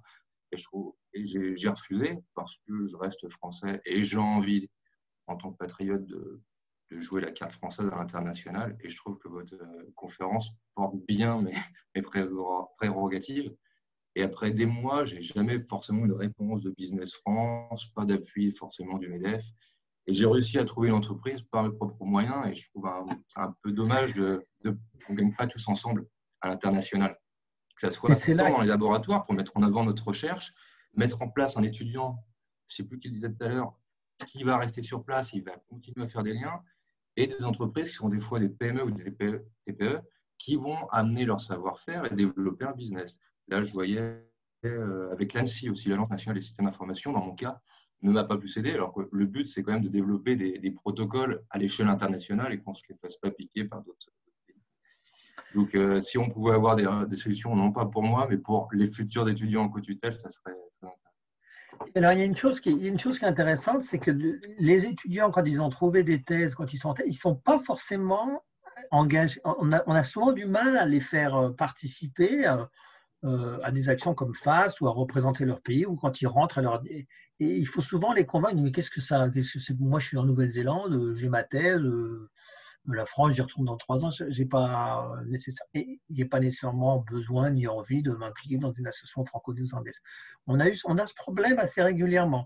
Alors, du coup, on se retrouve avec un noyau, bon, c'est comme dans toutes les associations, on se retrouve avec un noyau de 5 personnes à gérer l'association, mais convaincre les étudiants qu'il y a un intérêt pour eux dès le départ à garder cette définition de diaspora française, j'aime pas beaucoup le mot, mais c'est quand même ce mot-là qu'il faut utiliser, ce qui est très important. En Nouvelle-Zélande, moi je fais un peu la même opération avec la Nouvelle-Zélande, les Néo-Zélandais sont très très forts à faire marcher la diaspora, on a un pays de 5 millions d'habitants, on considère qu'il y a 1 million de Néo-Zélandais dans le monde hors Nouvelle-Zélande, donc c'est énorme, donc la diaspora marche très très fort. L'intérêt de faire marcher, alors si on n'aime pas le mot diaspora, on trouve autre chose, mais l'intérêt de faire marcher cette diaspora française est extrêmement important. Alors après, la manière dont on la présente, dont on la politise, etc., c'est pas tellement mon truc. Mais moi, je suis convaincu qu'elle joue un rôle très important. Que ce soit de la Nouvelle-Zélande à la France métropolitaine, de la Nouvelle-Zélande aux îles françaises de la Nouvelle-Zélande, du Pacifique, ou que ce soit entre nous dans la région, dans la 11e circonscription, entre Singapour, le Japon, l'Australie. L'Australie, ils ont un groupe comme FAS qui est très. Ils ont beaucoup de Français dans la recherche, etc. Et la recherche est l'élément fédérateur, parce que la recherche, finalement, est quand même relativement apolitique, devrait l'être, est quand même relativement. La recherche est un élément vous parliez, c'est ce qui parlait tout à l'heure de la recherche pour la diplomatie, de la recherche pour c'est Pierre Buller qui disait ça. Et ça, c'est un élément très important qu'on devrait pouvoir utiliser plus. Christian, je te cède la parole. Oui, parce que le temps passe, tout ceci est absolument passionnant. Il va falloir que, malheureusement, on mette un terme à cette discussion, mais c'est un terme provisoire. Je voudrais dire un mot là-dessus. D'abord, je pense qu'on a lancé aujourd'hui un vrai débat, et plus qu'un débat, mais des vraies contributions sur le thème qui nous est cher et qui est cette idée au fond, cette question de l'influence dont parlait Pierre Buller tout à l'heure. Je rappelle qu'en fait, ce thème de la recherche, c'est une des thématiques de ce livre blanc sur lequel nous voulons travailler. Et c'est pour ça qu'il sera intéressant de garder le contact avec le travail fait par Pierre au MAE, au CAPS, parce que c'est particulièrement pertinent. Le Club France Initiative, il a une approche qui est différente, il y a un mode de structure, un mode de fonctionnement qui est différent. Et je pense que on espère avoir une contribution, j'espère qu'on pourra la partager à l'avenir. Moi, je retiens notre discussion de ce matin, qui n'est qu'un tout premier pas, plusieurs choses. On a parlé de l'importance de la production de la recherche par rapport à la valorisation, ce que vient de rappeler Geoffroy sur les voyages, c'est exactement ce que disait Séverine tout à l'heure. Je pense que Christian ne serait pas différent de ça. On a parlé dans la question de valorisation, précisément des capacités de négociation d'institution à institution. Je pense que là-dessus, il y a quelques progrès à faire pour sortir non pas de ce que on pourrait appeler une forme de naïveté, mais au fond d'une forme de pudeur qui consiste à dire que si nous avons des institutions de recherche qui produisent des choses absolument remarquables, qu'on trouve dans plein de classements, eh bien, il faut savoir en faire quelque chose avec les pays qui nous accueillent. On l'a vu que c'est particulièrement vrai de Singapour, mais ce n'est pas simplement vrai de Singapour. Je pense que Séverine et Geoffroy seront d'accord avec ça. Il y a une question importante qui est celle de l'accompagnement institutionnel. Comment est-ce qu'on ancre des choses dans la durée? Alors, on le voit dans des cas un peu particuliers avec le CNRS qui s'installe à Singapour, ce qui va sans doute aider à accélérer les choses, mais il y a en tout cas quelques leçons à tirer de la variabilité de l'accompagnement institutionnel des chercheurs qui est un point à creuser. Vous êtes plusieurs, Pierre en a parlé tout à l'heure, mais j'ai vu dans les remarques du chat que la dimension européenne était tout à fait intéressante. Il faut faire levier de la puissance européenne, qui est quand même quelque chose de tout à fait considérable pour s'en servir, pas jouer de manière isolée, mais s'en servir. Alors la prochaine étape pour nous, c'est quoi? C'est d'abord aller voir aussi d'autres régions. La date n'est pas encore fixée, mais il nous faudra reprendre ce thème de la recherche avec d'autres régions dans lesquelles la France est implantée, où les chercheurs français sont implantés de façon assez différente. Je pense notamment à tout ce qui compte le nord de l'Amérique, c'est-à-dire les États-Unis et le Canada, sans doute l'Amérique latine, mais aussi regarder ce qui se passe sur le continent africain. Les fuseaux horaires faisaient qu'il était un petit peu compliqué d'avoir tout le monde aujourd'hui, mais ça nous permettra à la fois, grâce à vos contributions d'aujourd'hui, d'avoir un débat encore plus riche la prochaine fois sur ce thème-là. Donc, j'espère pouvoir vous accueillir pour la deuxième étape de ce débat. On aura d'autres choses qui portent sur une partie de ce que Pierre Muller évoquait tout à l'heure sur la diplomatie culturelle. On ne va pas développer ça maintenant, mais j'espère vous aurez l'occasion de partager nos discussions à l'avenir. Voilà, c'est une première étape. Ça permet de terminer, de notre point de vue, l'année 2020 de manière positive, parce que c'est une année qui a été quand même assez dure à bien des égards pour tout le monde, et ça nous donne de beaux projets pour 2021. Anne. Et merci encore à Séverine, Geoffroy et Christian. Merci beaucoup, Christian. Voilà, on va donc mettre un terme à cet échange. Effectivement, on le reprendra. Clairement, il faut aller plus loin, il faut creuser parce qu'il y a beaucoup de choses à faire et à construire. Et si on peut y contribuer modestement à hauteur du CFI et le Club France Initiative, c'est très bien.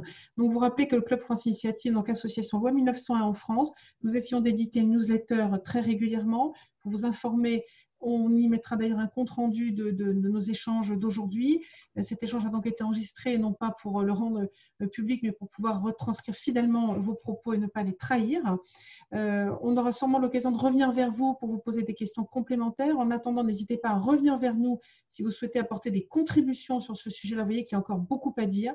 Donc, nous sommes très ouverts. N'hésitez pas aussi à parler du Club France Initiative autour de vous. Nous avons plein de pistes, plein d'idées de prochains séminaires. Moi, il y en a un qui me plairait beaucoup, qui serait de parler de la diplomatie du sport dans la perspective des Jeux Olympiques 2024, la Coupe du Monde de rugby 2023. Nous avons des sportifs français un peu partout dans le monde, dont je sais que parfois certains ont du mal à trouver, là on se retrouve dans la même situation, des financements pour pouvoir mettre en avant nos savoir-faire. On a quand même un géant de la distribution de matériel de sport qui est implanté dans beaucoup de pays au monde, qui est en plus en train de développer une politique de responsabilité sociale d'entreprise assez intéressante. Donc il y a des choses à faire sur ce plan-là. Donc voilà une idée, mais vos idées sont les bienvenues. Parlez autour de vous du Club France Initiative. L'idée, encore une fois, c'est de mettre en réseau, de créer cette communauté de Français qui sont partout dans le monde, qui partout portent notre marque. On parlait de marque tout à l'heure, mais je pense que la marque France, elle toute seule, elle peut être largement valorisée dans beaucoup de domaines. Donc nos diplomates le font déjà, mais nos diplomates, j'ai découvert que comme nous, ils n'ont que 24 heures dans une journée. Donc je pense que chacun d'entre nous, on peut contribuer à porter cette image de la France à laquelle personnellement je tiens beaucoup. Merci à tous. En vous souhaitant à tous une très bonne journée et gardons tous le contact et à votre disposition pour devenir membre du club vous-même ou faire adhérer d'autres personnes qui le souhaiteraient. Merci à tous et très bonne semaine. Merci beaucoup. Merci. Au revoir. Et bonne fin d'année. Oui.